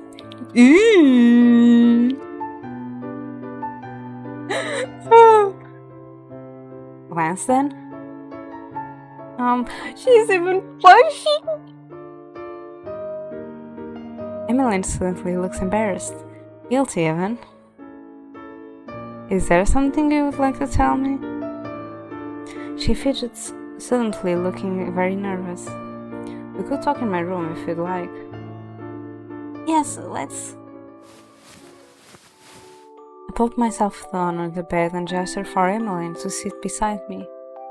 So, Prince Lance, do you write to him often? Only about once every month. Is this a secret? Oh, not at all. I just figured no one would care. Lance and I were discussing mundane things over letters. Mundane things? Like everything from palace life to history. Lance told me he wanted to learn more about Angela when he last visited, so he suggested exchanging letters. You remember when the Burgundian royal family visited a year ago to thank you for dispelling Claude's curse? I do remember. It was nearly a year after I dispelled Claude's curse. That was the last time he and his family visited, and when Claude first brought up the dance instruction petition to Rod. So you have been exchanging letters for a while now. Emmeline smiles sheepishly. Yes, it's never been a secret, but I'm sorry I didn't tell you earlier. No apologies necessary. You don't need to tell me everything, you know? I know, but you've been so honest with me. I won't say no to the details now if you would like to share them. Emmeline has always been a good listener, a great at giving advice.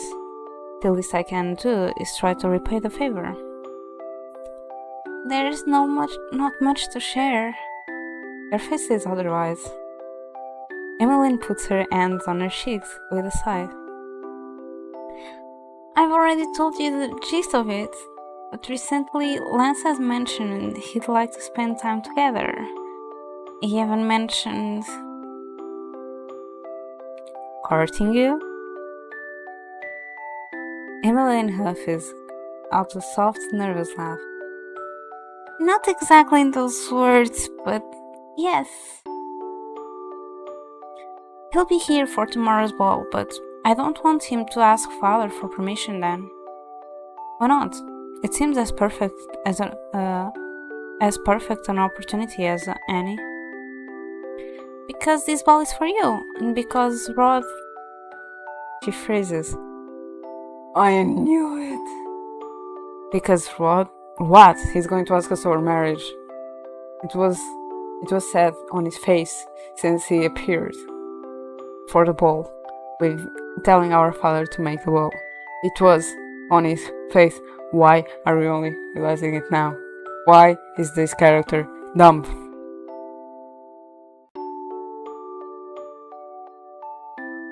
It's nothing. Just ignore me.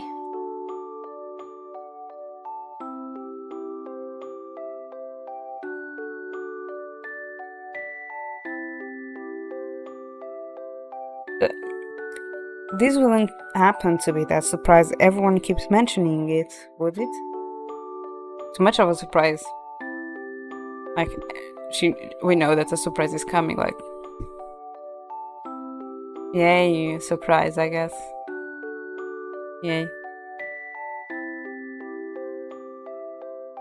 You'll see. Anyway, this is a celebration for you and Rod. Whatever may happen between Lance and I in the future, it can wait. You two waited, after all, and now you finally get to have your happily ever after. Happily ever after? We still have problems to work out, but we are getting there, step by step.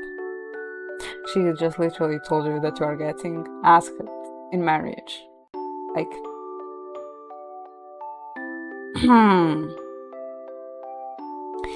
Anyway, please don't tell Rod I mentioned anything. We're so close to the ball too. I'll not say a word. Emmeline sighs with relief. Thank you. So, about plans. I laugh when Emmeline blushes. Have you told anyone else about this? Father obviously does not know, but what about Ophelia and Rod? I've told Mother, but Rod... I've been trying to find the right time. Rod can be, very overprotective. One time, a suitor sent me flowers and Rod trailed him back to his home and bombarded him with questions. Isn't that harassment? He's always been that way. And he's so stressed now. I'd rather he not have to worry about my relationship with anyone.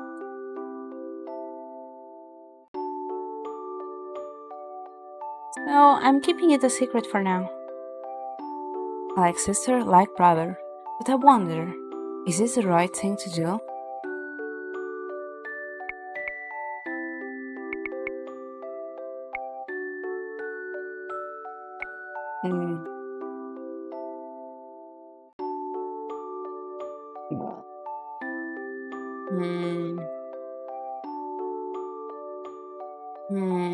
So she's like royal, right?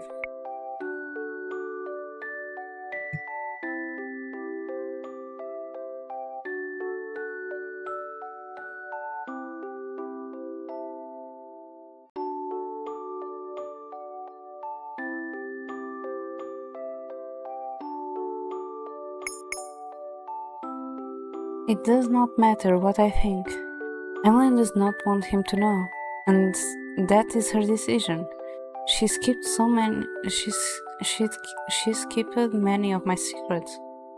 The least I can do is keep one of hers. I smile. I'm happy for you, Emmeline. I'm happy for you too, girl. Thank you.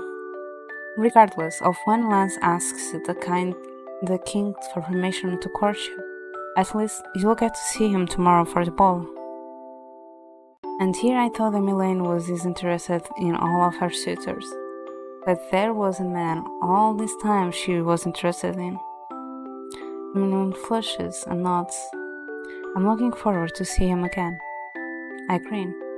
I'm peppering him with questions to make sure he is worthy of you. Diviana, not you too! I laugh when Emmeline edges my shoulder. The two of us continue speaking well into the night. Emmeline does not hint at what tomorrow's surprise is, but I no longer wonder. Whatever it is, I'm excited for it.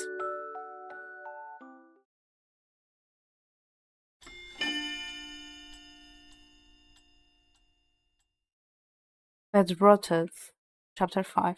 Actually, is that how you say it?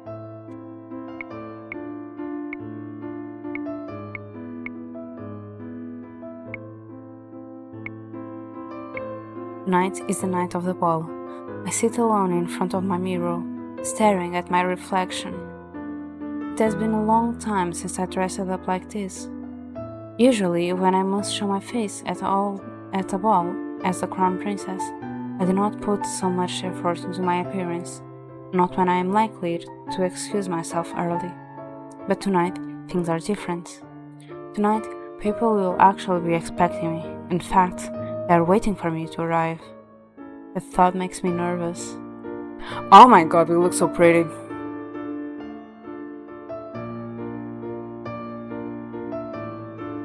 We look amazing. I never like being the center of attention. A knock startles me from my thoughts. It's me, can I come in? You may. Ross steps inside the minute he sees me. His eyes widen and his mouth falls open. Has no one told you it is rude to stare? Rod turns away, cheeks flushed. Sorry, it just looks so... He takes a deep breath as he approaches. You look radiant. His voice is so tender, his words so soft, that it makes my heart flutter. Thank you. I clear my throat. What are you doing here? Rod extends a hand to me. It's starting soon, and I'll be humbled to lead you there. I grasp Rod's hand, marveling at the solid warmth of it. All I want is to spend every day hand in hand with him, doing things together, bantering together. And I feel, somehow, that this ball will bring us one step closer. Yes, it will, definitely. I'll not have it any other way. Rod kisses my hand one last time, then tucks it into the crook of his arm as we make our way to the throne room.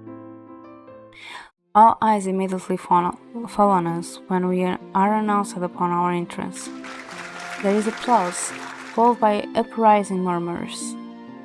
I glance at Rod out of the corner of my eye and notice how stiff he is. I can sympathize. I lean in toward him and whisper, Are you alright?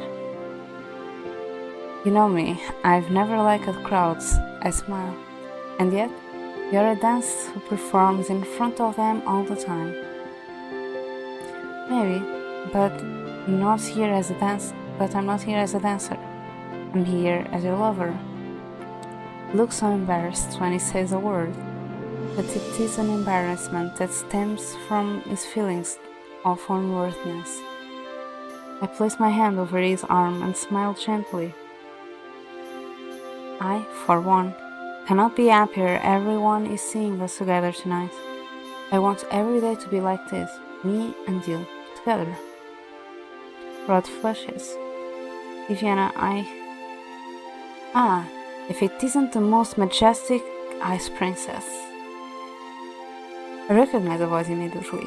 Sure enough, when I looked up, Claude is striding toward us with a bright grin on his face. You look so pretty. It's been too long, Diviana. It has, hasn't it? Hello, Claude. I'm sad you haven't come to visit us yet. You know I cannot. Not with a Tenebrarum here. As a Tenebrarum Baron, I must stay close to the crystal. Perhaps someday in the future, I can master my control over it enough to live, but for now, I must remain. Such responsibilities are a heavy burden. All you ever do is shrug off your responsibilities. Rod, I am insulted. You're always hiding in the garden and wandering around town. Oh, they're so good friends. Doing very important things. Do you know how many people we entertain in that garden? Its upkeep is vital, and the town visits are my way of getting to know my future subjects.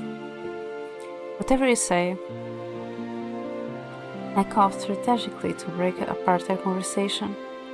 Evermore, can't you, King and Queen, here tonight? No, unfortunately. We were too busy with the foreign dignitaries to attend.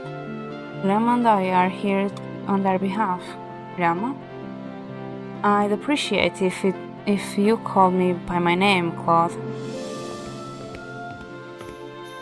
They look so much alike. They really are siblings, huh? A man suddenly stands behind Claude. The similarities between he and Claude are striking. I could never forget this face. Hello, Prince Lance. It is a pleasure to see you again. Why? Why is it with like shiny stuff like kira kira? Why? Why only he?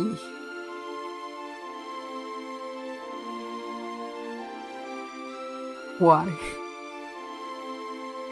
The pleasure is all mine, Princess Viviana. He turns to Rod.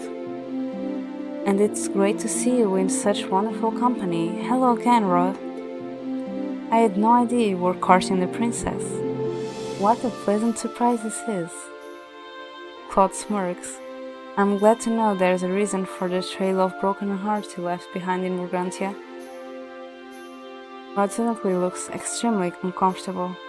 It's okay, I already know about that. Wait, you too?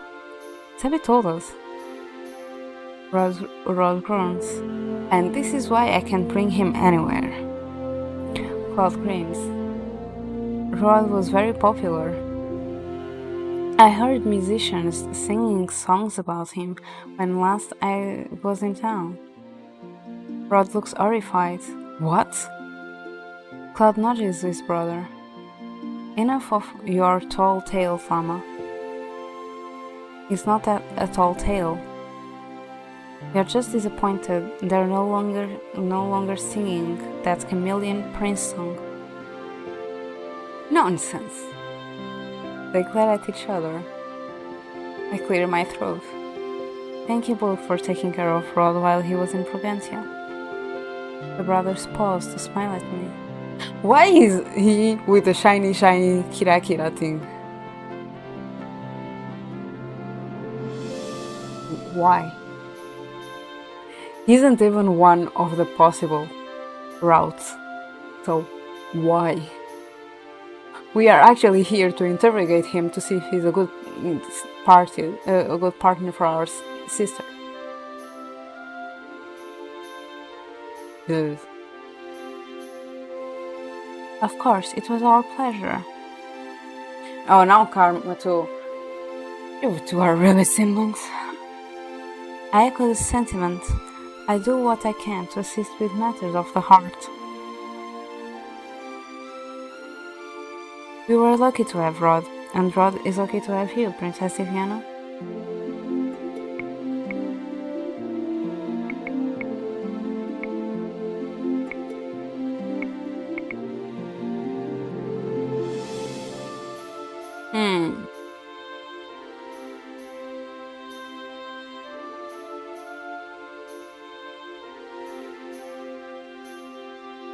Oh, I've messaged.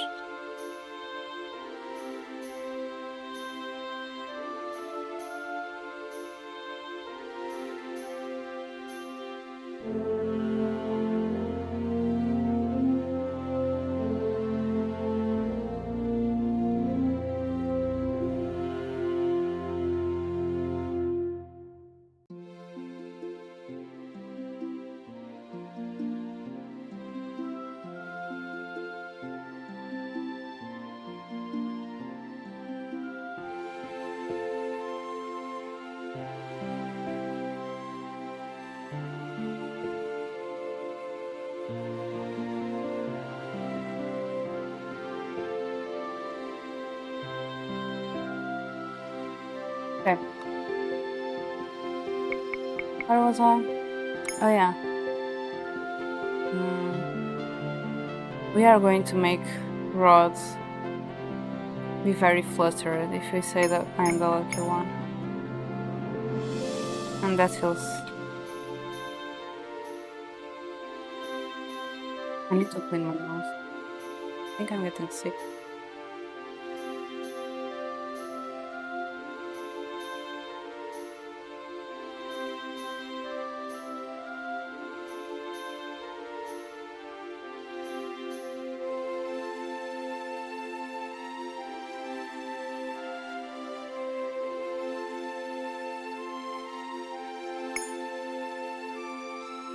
God blink. You're right. God blinks at me. What? Are you the only one who is allowed to be self-confident? God cranes. Not at all. I'm just happy you agree with me on something. Not become accustomed to it.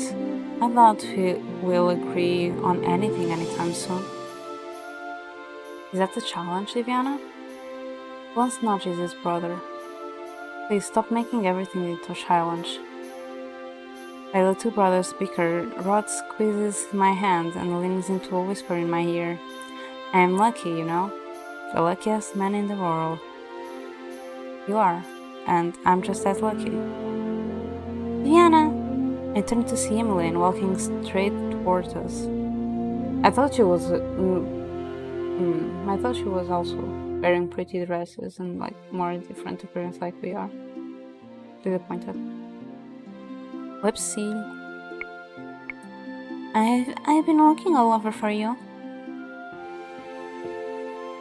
She freezes when she sees the brothers. She immediately curses. I'm sorry, I didn't realize you were in the middle of a conversation. No apologies necessary, Princess Emmeline. It's a pleasure to see you again. He glances at Lance, who is beaming unabashedly at Emmeline. I'll just make myself scarce. He gestures into the crowds. I could have sworn I passed by Lady Parfait and Lady Laura. How to go catch up. Oh, he's such a nice brother.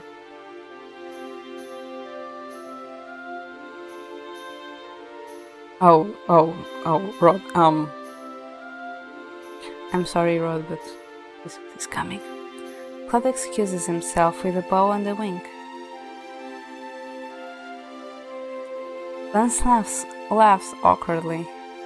Typical karma. The smile returns when he turns to Emmeline. Good evening, Princess Emmeline.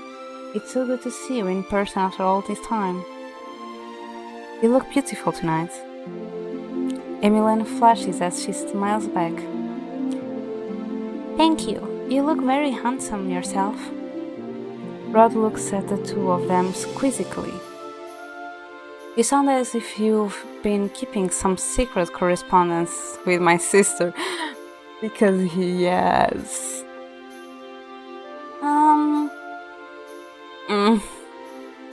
Rod glances between the two of them, then looks at me. Wait. Are you all keeping a secret from me?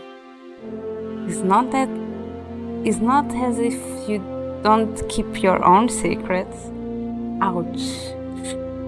Rod looks equally disgruntled and embarrassed. Lance thankfully makes things less awkward by speaking up. Rod, may I pull you aside for a chat? I should come to... No, it's okay. Rod slides his hand out of mine. This sounds like it will be a conversation best had between the two of us. Oh, that bad, huh? The men excuse themselves, leaving Emmeline and I alone. Maybe if I had just told him, this wouldn't be so awkward. As I said, Rod keeps his own secrets. You are not obligated to tell him everything. I know, but now I'm worried about Prince Lance. There's no use worrying. Rod knows Lance. I'm sure he just wants clarity on the situation. While we talk, something suddenly occurs to me. Did you come all this way looking for Lance? Oh no! I came to tell you I'd seen Lady Parfait and the rest of the marching goers. Rod mentioned seeing them in passing too. They must be somewhere nearby. Thank you for letting me know. Of course, I'll be with Yorick and this month. Try not to worry about Prince Lance. Everything will be fine. I hope so. Thank you, Diviana. We part ways. I head in the direction Claude was moving earlier, and sure enough, I see familiar faces from the Martian. Claude stands amongst them. I smile as I approach. I'm glad to see you all could make it. Viviana, how lovely to see you. We could never miss a celebration like this, especially when the Grump invited us himself. The Grump? Grump? She must be talking about Rod. I was unaware he sent these invitations himself. Chevalier steps forward, tipping into an overdramatic bow. You look stunning in that dress, Viviana, like a queen. Your flattery is, as always, overbearing. It's a simple compliment, Your Royal Highness. Claude and Chevalier are smiling at each other, but there is a palpable tension in the air. It's good to know some things never change. We are all good pals. This is so hard. A soft laugh cuts through the banter, and he steps out of courtesies. Thank you so much for inviting Princess Diviana. She looks wonderstruck, her eyes gleaming in a way I've never seen before. It occurs to me that this is the first time she's probably back at the palace since I rudely fired her. She spins around, a bright smile on her face. It is all very much like a dream. It is good to see her so happy. It is good to see everyone so happy. The only people who are missing from the usual crowd are Lady Parfait. As if I have summoned the knights I thought along, Julian and Garland approached with bright smiles. Julian, Garland, it's been too long. About that, I'm sorry we haven't been by. We've had many new recruits, and many more training sessions, I'm sure. We've heard all about it. Garland smiles. It's been very busy around here, even more so with the ball preparations. Someday soon, when things have calmed down, we'll visit again. Dorian always talks about how much she misses our carousel, Anis. Your carousel, Anis? Oh wait, that was Garland. Oops. Dorian always talks about how much he misses your carousel, Anis. It's not just a carousel, it's all the food. Your cooking is exquisite, Anis. You have no idea how much that compliment means to me, Lady Dorian. While the nights reminisce over the meals we shared together, Laura returns to me, eyebrows raised. I can't believe we're talking about the good old days without a Grump. What's he head to now? He's discussing something personal with Prince Lance. Claude snorts. Personal? I hope Rod makes Llama Squirm. Llama? Lance. Thankfully, the topic of our conversation shifts after that as we began discussing current happenings. The wishes talked about the youth they have been training. Anise mentions she has begun working out of Chevalier's clinic, and Claude talks at length about Burgundian politics no one cares about. An hour passes, and eventually I excuse myself to go look for Rod. What in the world is taking Rod so long? I am making my way through the crowd when two noble women call out to me. Good evening, Your Highness. The courtesy. We came to thank you for the invitation. This gathering has been lovely. I am glad to hear it. There is a brief silence as the two ladies glance at each other, and then... Forgive our curiosity. You may be inquired about your Paul. One can't help but be curious. I hear he was a commoner who built a reputation for himself from the ground up. How admirable! Princess Diana, do you mind if I ask you a question? Yes. Before Sir Rod, no one else caught your fancy, yes? So it goes without saying that there is something special about Sir Rod. What is that attracted you to him? Their curiosity seems harmless enough, but I am nonetheless caught off guard by the question. What's wrong with Rod?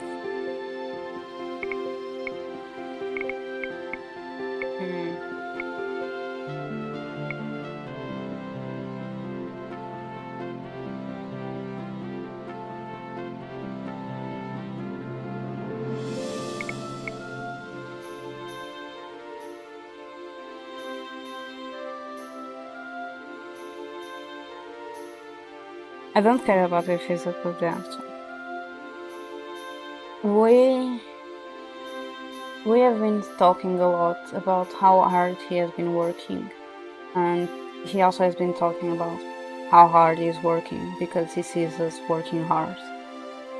So I'm considering that a good one.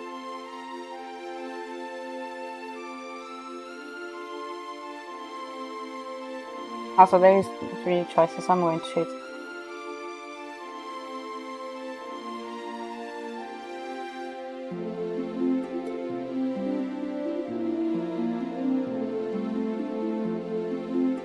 Did I save it?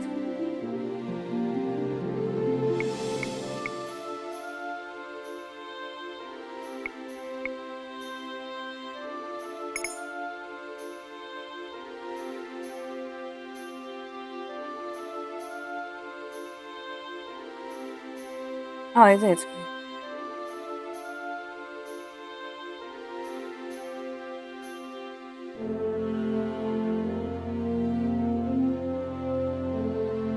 Oh wait, it's gone. So let's put this. He's an extremely thoughtful person and spends no effort in making me feel comfortable. The woman nods, looking thoughtful, as it should be. A man who doesn't understand treasure, who isn't worth your time. Huh? A man who doesn't treasure you isn't worth your time. Indeed, it sounds as if you two have a bright future ahead of you. Yes, I'm looking forward to it. I part ways with the women. In my search for Rod, I draw closer to the throne, where father sits. Some emotion I do not understand flickers across his face as he beckons me forward. Ophelia sits beside father, a soft smile on her face. You wanted to see me? Indeed, I believe a speech is in order. My heart itches. Father, I'd rather not. This is a speech you'll want to hear, Diana.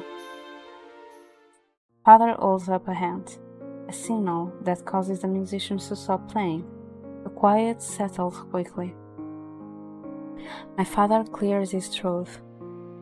First of all, I would like to thank you all for being here tonight.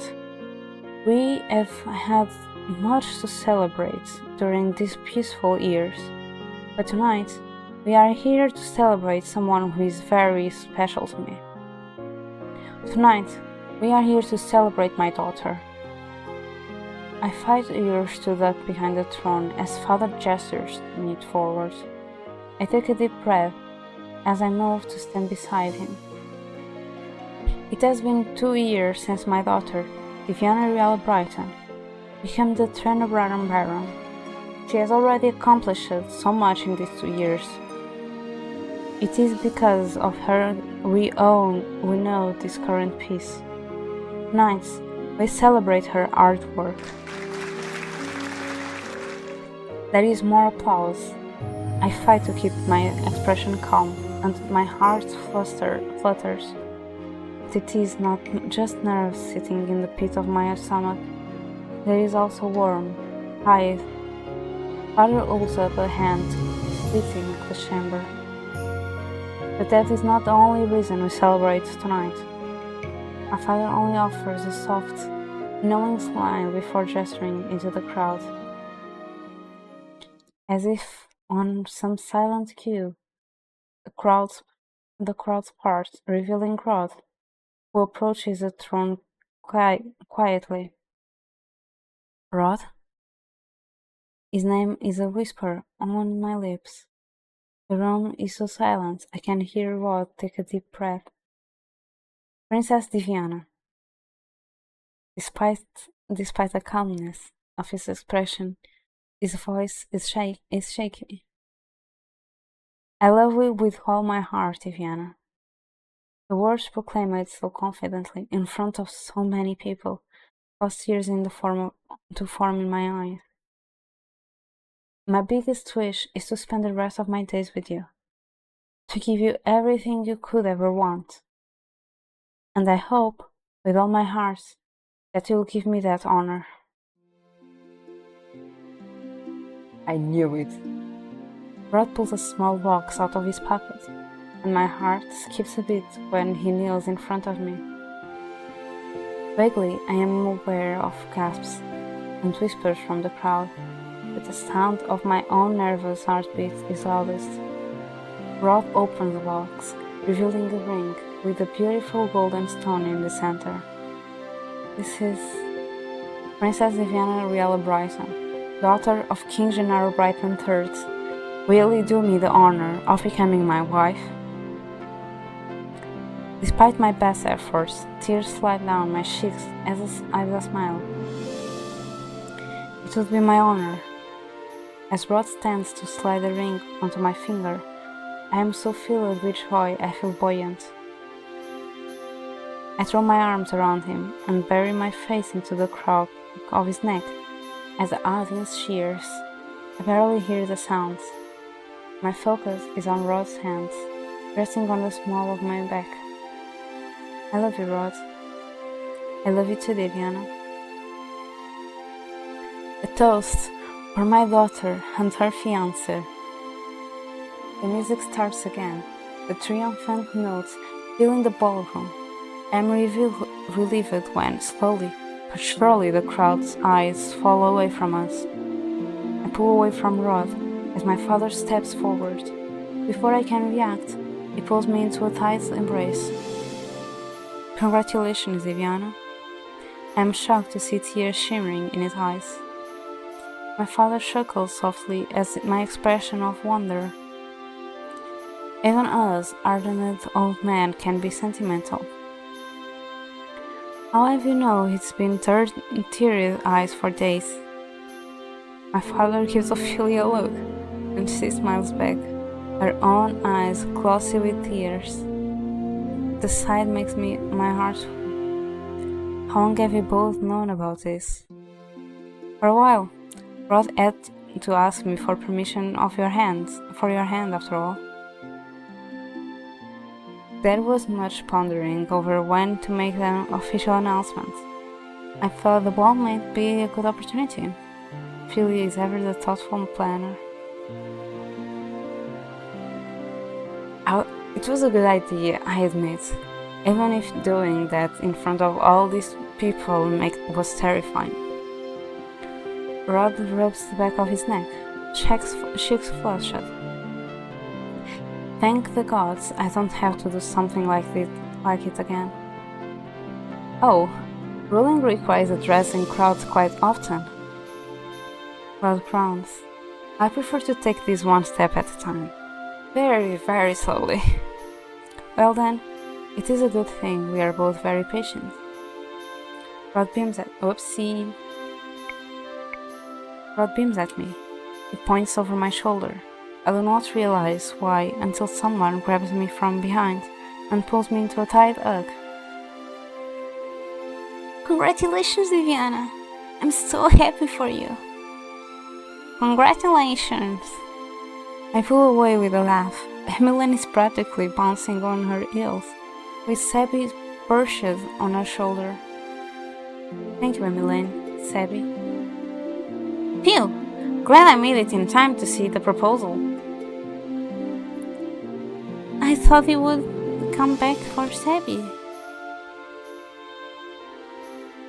So, that surprise you both mentioned. Emmeline laughs. It was so hard to keep it as a secret. The day Rod showed me the ring in the throne room and you came in.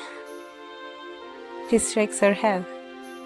I was so nervous I was going to give it away. So that thing you were hiding behind your back was a ring. Rod smiles. Emmeline was so nervous she took it out of the room with her. She almost really surprised. But I didn't. Sebby coughs. So, now that the secret's out of the bag, are you going to start taking me places again, Rod? Maybe. Maybe I'm the one who fixes things between you two, you know? Don't worry, Sebby. You can come spend the days with me if you like. Sebby sighs. You're not going back to Viorica's anytime soon, are you? Because my cheeks still hurt. The music in the ballroom changes, going from a soft melody to a lively waltz. I recognize it immediately. Rod's eyes light up. I know this song. It's from Brigantia Waltz. It's for a Brigantia Waltz. His eyes are glimmering when he turns to me. May I have this dance, Viviana? He looks so awful, so excited. It has been a long time since he looked so carefree. I grasp his hand with a grin. Of course. Rod pulls me gently through the ballroom floor, and the two of us effortlessly fall into the dance routine he taught me. For a time, the two of us are lost in each other's movements. I let Rod lead.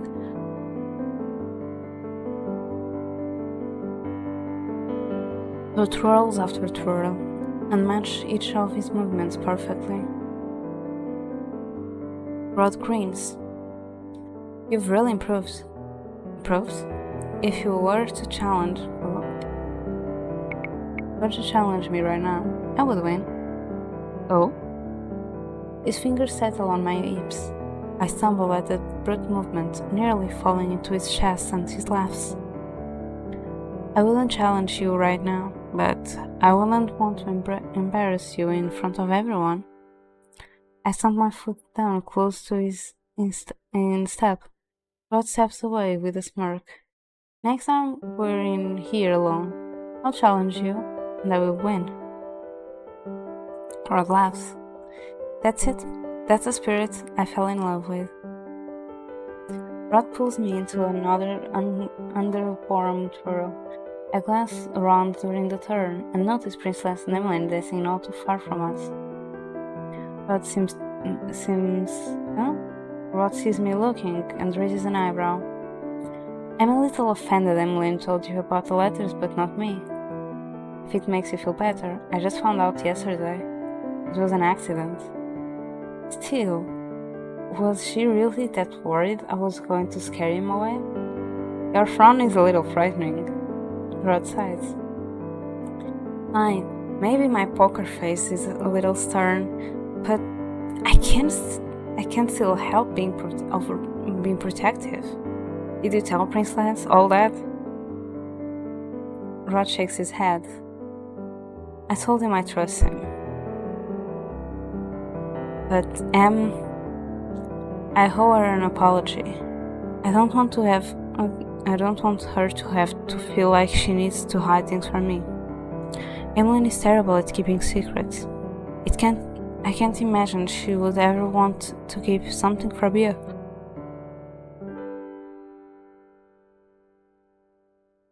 The music picks up in tempo, and our conversation dwindles as we again focus on our dance. Later, Rod and I make our rounds around the throne room, accepting congratulations from everyone. The last people we see that night are the tavern goers, who offer us the most heartfelt well wishes. Time passes swiftly, and before we know it, the clock strikes midnight. Hi Solid, how are you? Thank you for the reading.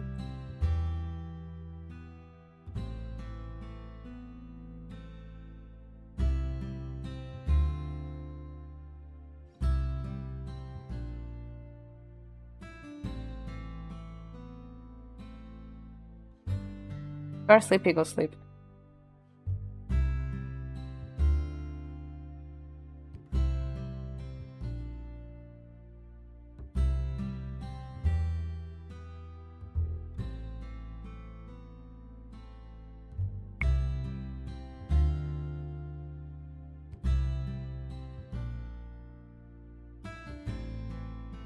Okay, so the gummy carrots like between 0 to 1 a week. Normal carrots, I don't know. I literally don't know. Because I eat them on soup, I eat them on salad, I eat them like cooked with a meal. I eat them raw, so I don't know.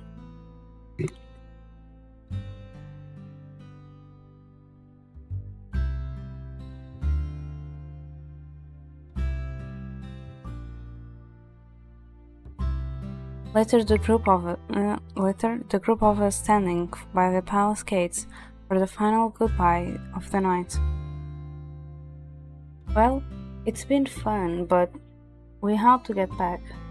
We have lessons tomorrow. Also, where was Cinnamon this whole time? I'm calling him Cinnamon. Wells yawns. I'm sure the students are going to be more energetic than both of us combined tomorrow.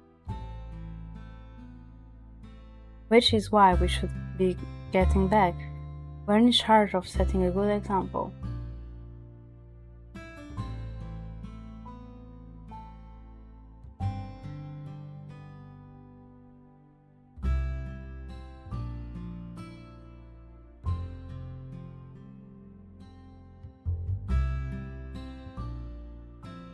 I just like carrots. They're my favorite veggie. Laura faces us with a smile. But the sleepiness will be worth it. I can't believe you proposed it in front of all those people. Oh, Laura, stop teasing! Orphe beams at us. We really are so happy for you both. Thank you. Rod looks away, embarrassed. Laura slides closer to me. She leans close enough to whisper. I still remember the bossy princess turned maid I accompanied around the palace. You've grown so much since then. I'm proud of you, Diviana. Even teasing as they are, I can tell the words are sincere. Thank you for your everything, Laura.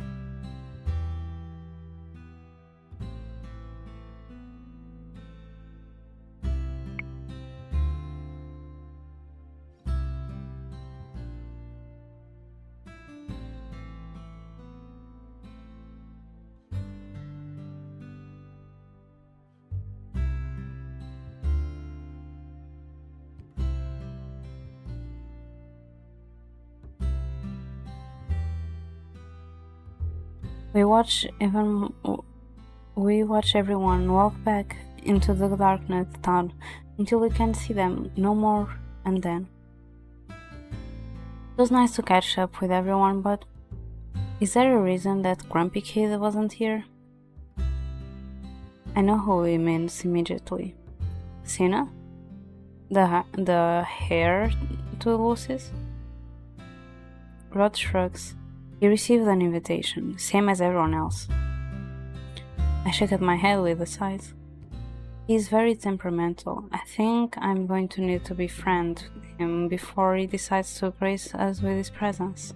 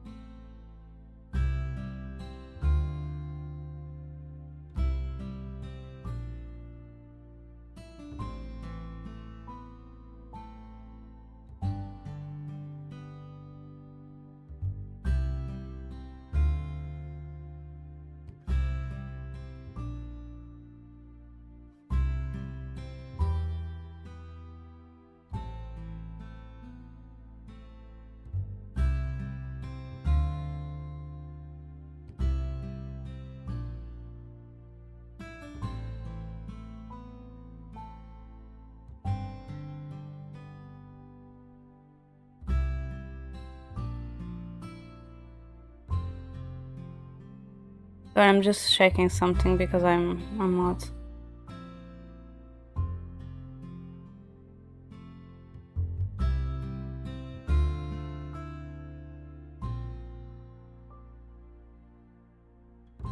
Or I'm just literally doing a break because I just need to see something isn't falling apart.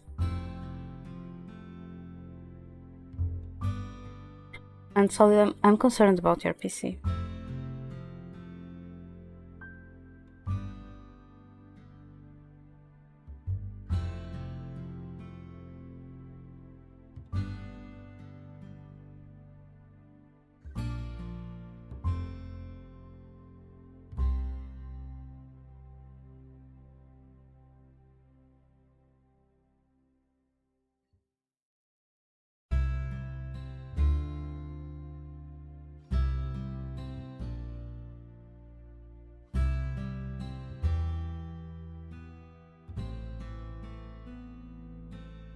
Okay.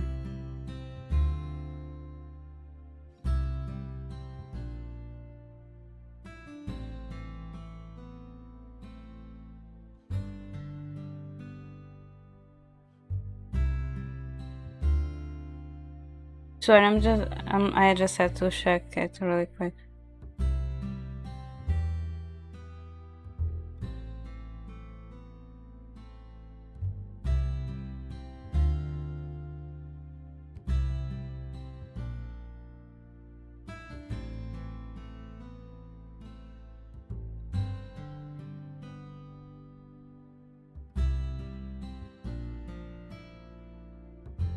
Oh my god.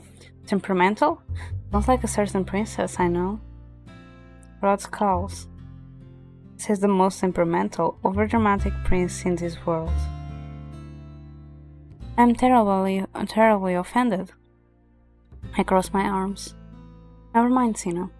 You and Lance will be staying with us for the next 2 days, correct? Claude nods. I figure I may as well take a break from my duties while I can. You mean the duties you always run from? Unless you insist on being so rude. I laugh. Regardless of why you're here, this will be nice for Emily too. She and Prince Lance can spend some time together. And what of me? Has no one missed my company? Before Rod can say anything snarky, nudge him and speak for myself. No, it is good to have you here, Claude. Just don't expect us to spend that much time with you. I know, I suppose I'd just be unwanted company now that you two are engaged. What that's supposed to mean? Nothing at all. Rod tips his head. Tonight was fun, but it's getting late, so I shall excuse myself. Good night, darlings. Rod excuses himself with a little bow, and Rod and I return to the palace shortly after. Rod and I walk through the hallways, hand in hand. Everything is quiet until Rod mumbles something beneath his breath. I look at him, curious.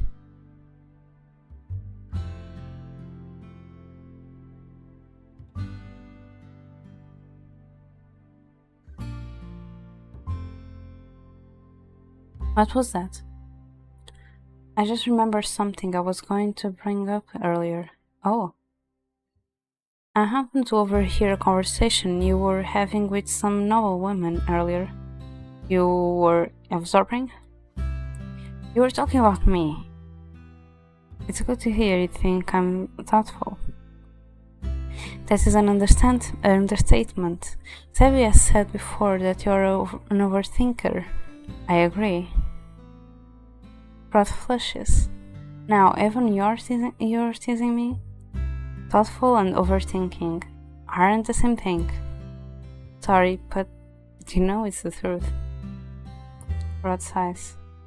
Admit, I have some things to work on. We all do, but the first step is acknowledgement, correct? Rod smiles at me. That's right. We both pause as we come to my bedroom door. Normal, this is when we part ways. Now, neither of us moves. I know it's late, but I'd like to spend some more time with you. He suddenly looks embarrassed or nervous. Me too. Perhaps we can take a stroll to the garden or...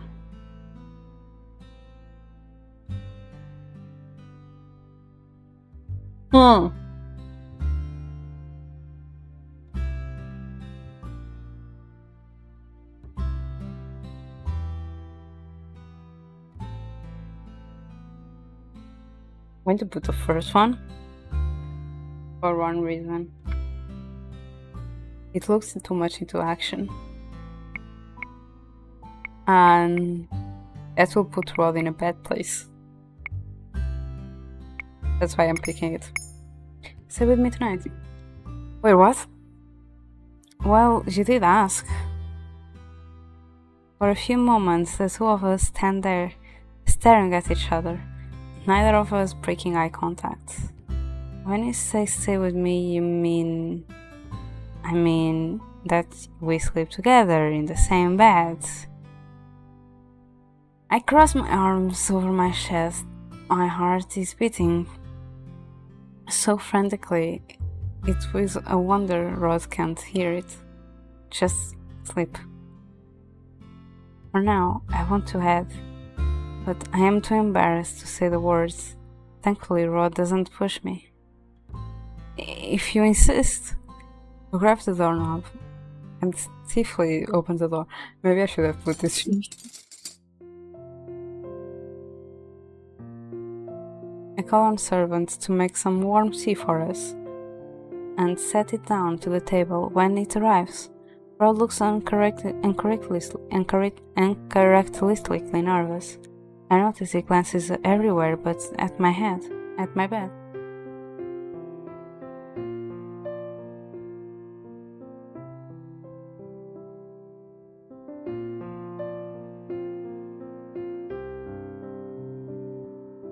This should not be awkward, too awkward. They had to break the silence. So, how are your sport practices going? Wait, I saw you in the forest with Carlin. Why didn't you say anything? You were caught up in other things and I figured out you'll tell me when you were ready. Rod groans. I'm sorry, Diana. I've been so busy recently, I forgot about the practices. The portraits. I really did mean to bring them up.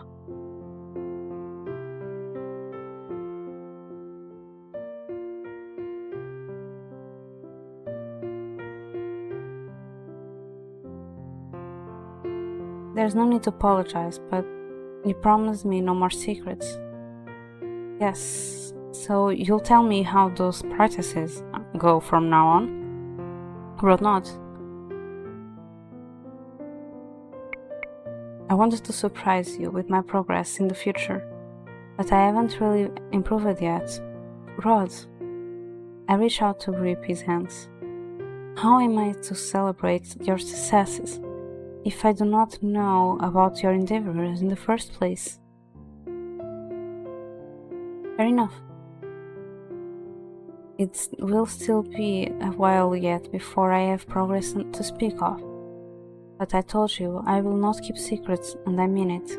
From now on, you'll hear about every detail. Every embarrassing detail? If you insist. The two of us continue to talk until our tea is depleted. By that time, my body is heavy with exhaustion, and all I want to do is sleep. Did you want to get some sleep? Rod suddenly looks stiff and uncomfortable again. Are you okay? Well, you mentioned you wanting to sleep together, and we've never done that. It makes you uncomfortable. No. He says that it's so immediately I startle. I just mean, he says, I'm sorry, I've just never done this before. Has he been worried about this the whole time? Of course he wouldn't. Rod is an overthinker. Of course he would. Rod is an overthinker. That makes two of us. I set down my teacup, walk over to the other side of the table, and take his hand. Let us continue talking until we fall asleep. Rod nods, a soft smile touching his lips, as I led him to my bed. The news of our engagement spread quickly. Now that we all know Rod and I will be married in the future, the lessons with the king and knights resume again in earnest. The two of us still have a long way to go before we are ready for marriage, but now, finally, the path is clear, and I plan to enjoy every moment walking with Rod. We have a bright future ahead of us, for Rod and I, but also for our kingdom.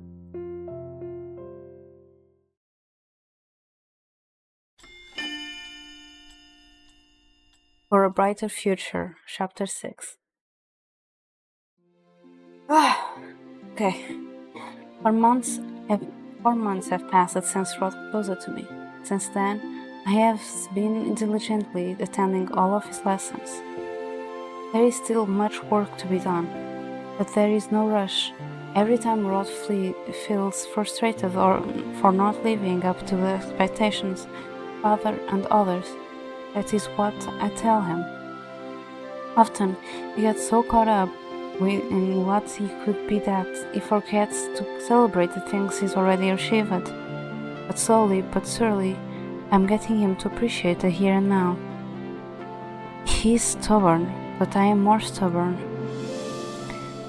I am still thinking of Rod when I turn to a bend in a corridor and spot Emmeline walking hand in hand in Priest's Lands. Oh! Her expression brightens when she sees me. Diviana! Good afternoon, Princess Diviana. I look at him, bemused. I have told you multiple times, you do not need to use my title, Lance. Lance flushes. Oh, sorry, some habits die hard. Lance had been visiting Angel more frequently lately, for at least a week every month since he started officially courting Emmeline, and yet he still has yet to break out of his formalities. In that way, he is very different from Claude, who isn't over-familiar with everyone. I glance between the two of them. Are you going somewhere? I'm taking Lance to meet Viorica today. Would you like to come with? I'll pass. I told Rod I would meet him after his lesson.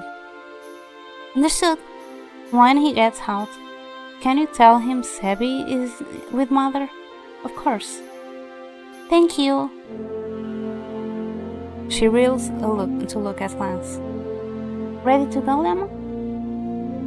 Emily and Lance when Lance flushes a bright red. God's, I hate that nickname. It truly is a bizarre nickname. Ever since Emily found out, Lance instantaneously flushes upon hearing it from her. She has begun using it to tease him. Oh, they are so cute. Now she nudges him playfully and smiles. You're the only person who can make it endearing. Endearing? Emmeline loops her arm around through his. Anyway, it's off to the toy shop with us. See you later, Tiziana. Until next time, Tiziana. The two continue down the hall, smiling warmly at each other. They are inseparable when Lance comes to visit. Next week, that will be even more the case. Emmeline plans to accompany Lance next week to Brigantia. It will be her first time visiting. While it will only be for a week, she is eager to spend more time with Lance. I'm happy for you, Emmeline. Footsteps echo through the corridor, and I look up, expecting to see Palace staff, but no, it is Rod. My heart lifts at the sight of his broad smile. There you are. Done with lessons for the day? Rod groans. It was only an hour, but it felt like it took me the whole day. I raise an eyebrow. Let me guess, politics? He nods. Politics. If you'd rather we could ask to sit in our own father's council meetings, that might be more practical experience. Not yet. Fierce determination shines in his eyes. I'm not ready for that yet, but I will be. I believe in you, Rod. Then I can't let you down. He sighs as he runs a hand through his hair. Still, I'm a little disgruntled. One of the original upsides to losing my title was not having to take the god's awful class. And yet, here I am again. I grin. Classes have a way of haunting you even when you think they are over. The break was nice while it lasted. He exhaled softly. Anyway, I'm all yours now. What do you want to do? What do you? You are not allowed to reflect the question back at me. Getting caught in the act makes me laugh. The two of us are still learning how to balance each other's wants. It is still an uphill battle because Rod is accustomed to giving more than he receives, but we are making progress. And then, I have an idea. I clasp his hand and begin to pull him down the corridor.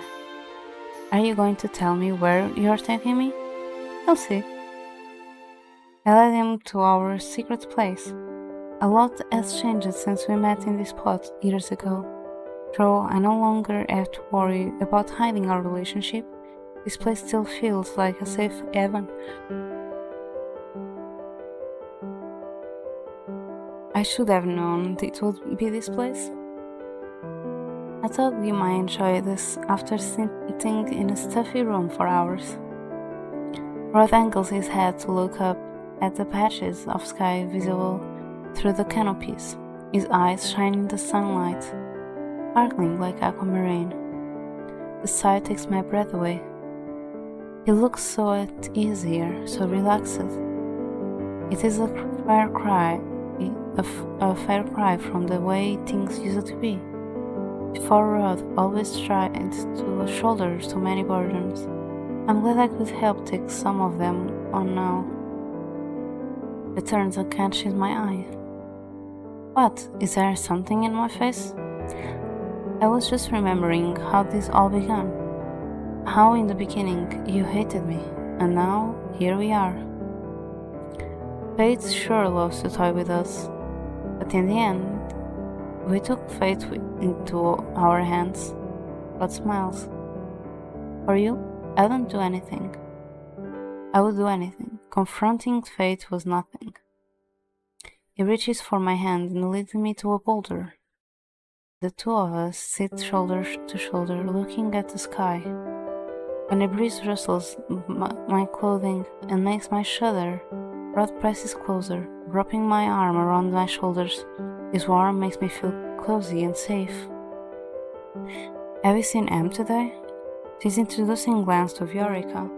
Oh, and about Sebi. I know, he's with Mother. Rod says. From Sebi I would start bringing him around more often. He'll probably talk my hair off if I don't retrieve him from Mother soon. It will be a lot livelier with him around on our outings. Rod sighs. I'd rather not have our conversation interrupted constantly by a plush bunny. Even one who knows you better than you know yourself. Especially by one who knows me better than I know myself. He laughs, a soft sound that makes my heart flutter. I owe him, though, for everything he's done, so I suppose it wouldn't be too bad to carry him around sometimes.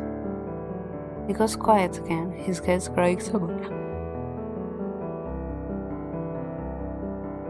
It's so strange to think Em is on going to Puganti this time, not me.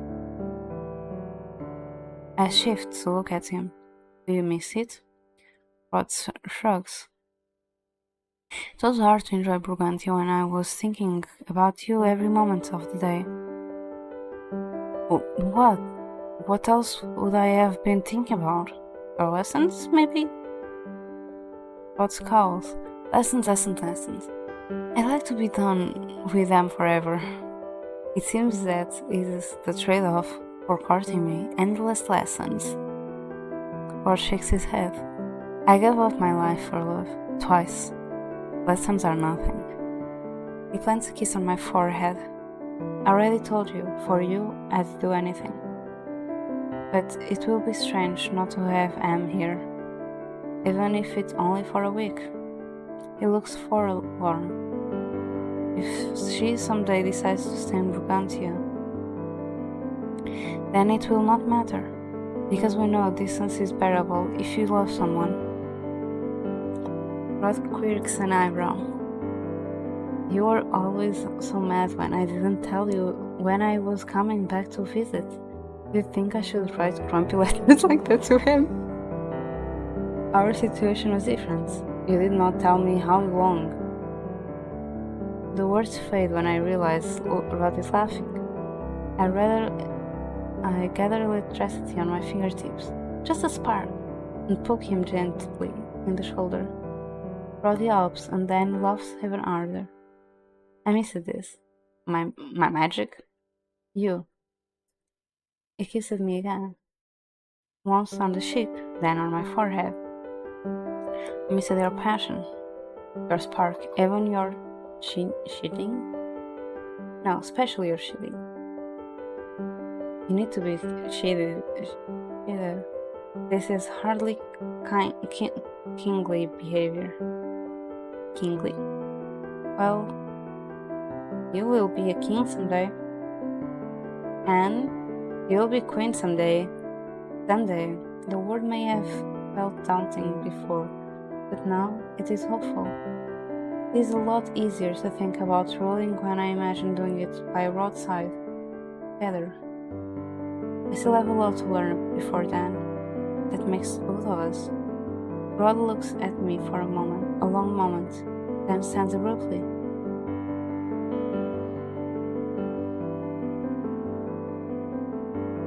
I watch as he walks over to a nearby bush and leans down to pick up a white flower. He kneels before me and gently, so gently it makes my heart tremble. He tucks it behind my ear.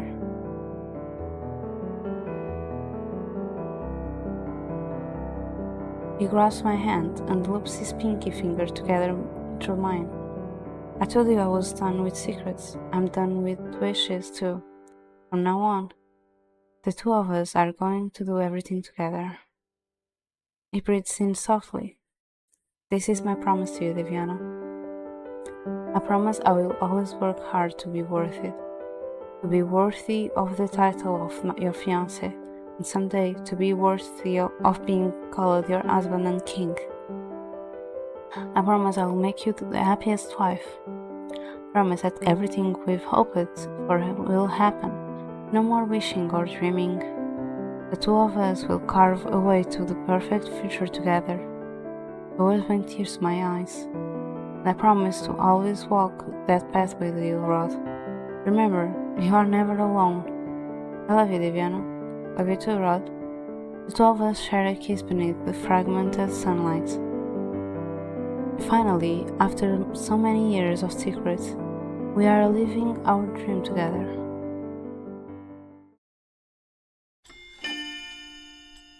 The end. And this was Rod's good ending. In 2 weeks, we are starting the best ending. So let's just see what we get.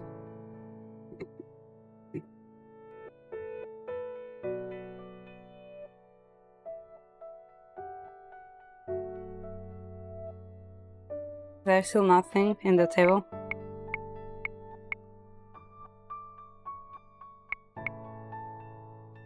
Okay, we are still missing, oopsie, we are still missing one image with Rod. But that is because it's the best ending, so yeah. So that is what we are missing. And I'm going to do something for the next one, so I can get the Steve achievement. Yeah, we are going to finish here because yeah, I'm not going to start the next. I'm not going to start the next one. So let's just see who to raid, shall we?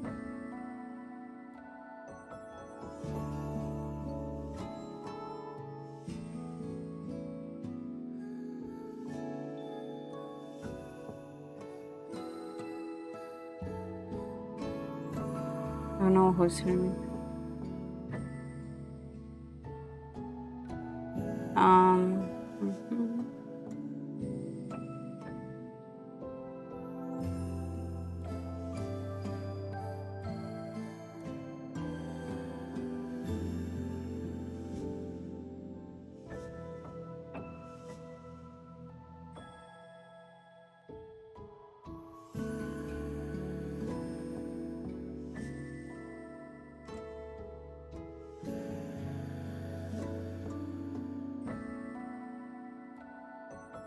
Wait, what is the sound of the stream?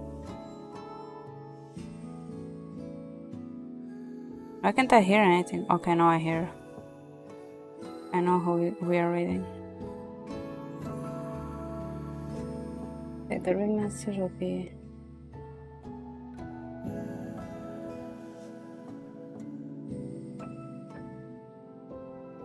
So here is a red message for who is sub.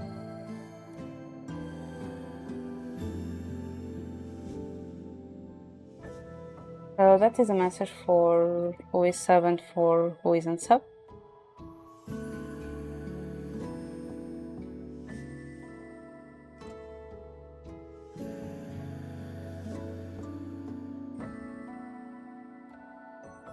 And we are reading Kobe. Yeah, thank you so much for everyone who joined me today. I really, really appreciate it. Thank you, Kurama, for the gift subs earlier. In 2 weeks, we are going to try and start working on Rod's good and best ending, and I'll be back on Sunday with more stream. I'm going to finish the last 101 levels from Idle Lands, the endless lands mode, and if we still have time, I'll probably go play a little bit of Disney. So yeah, see you on Sunday. Bye bye.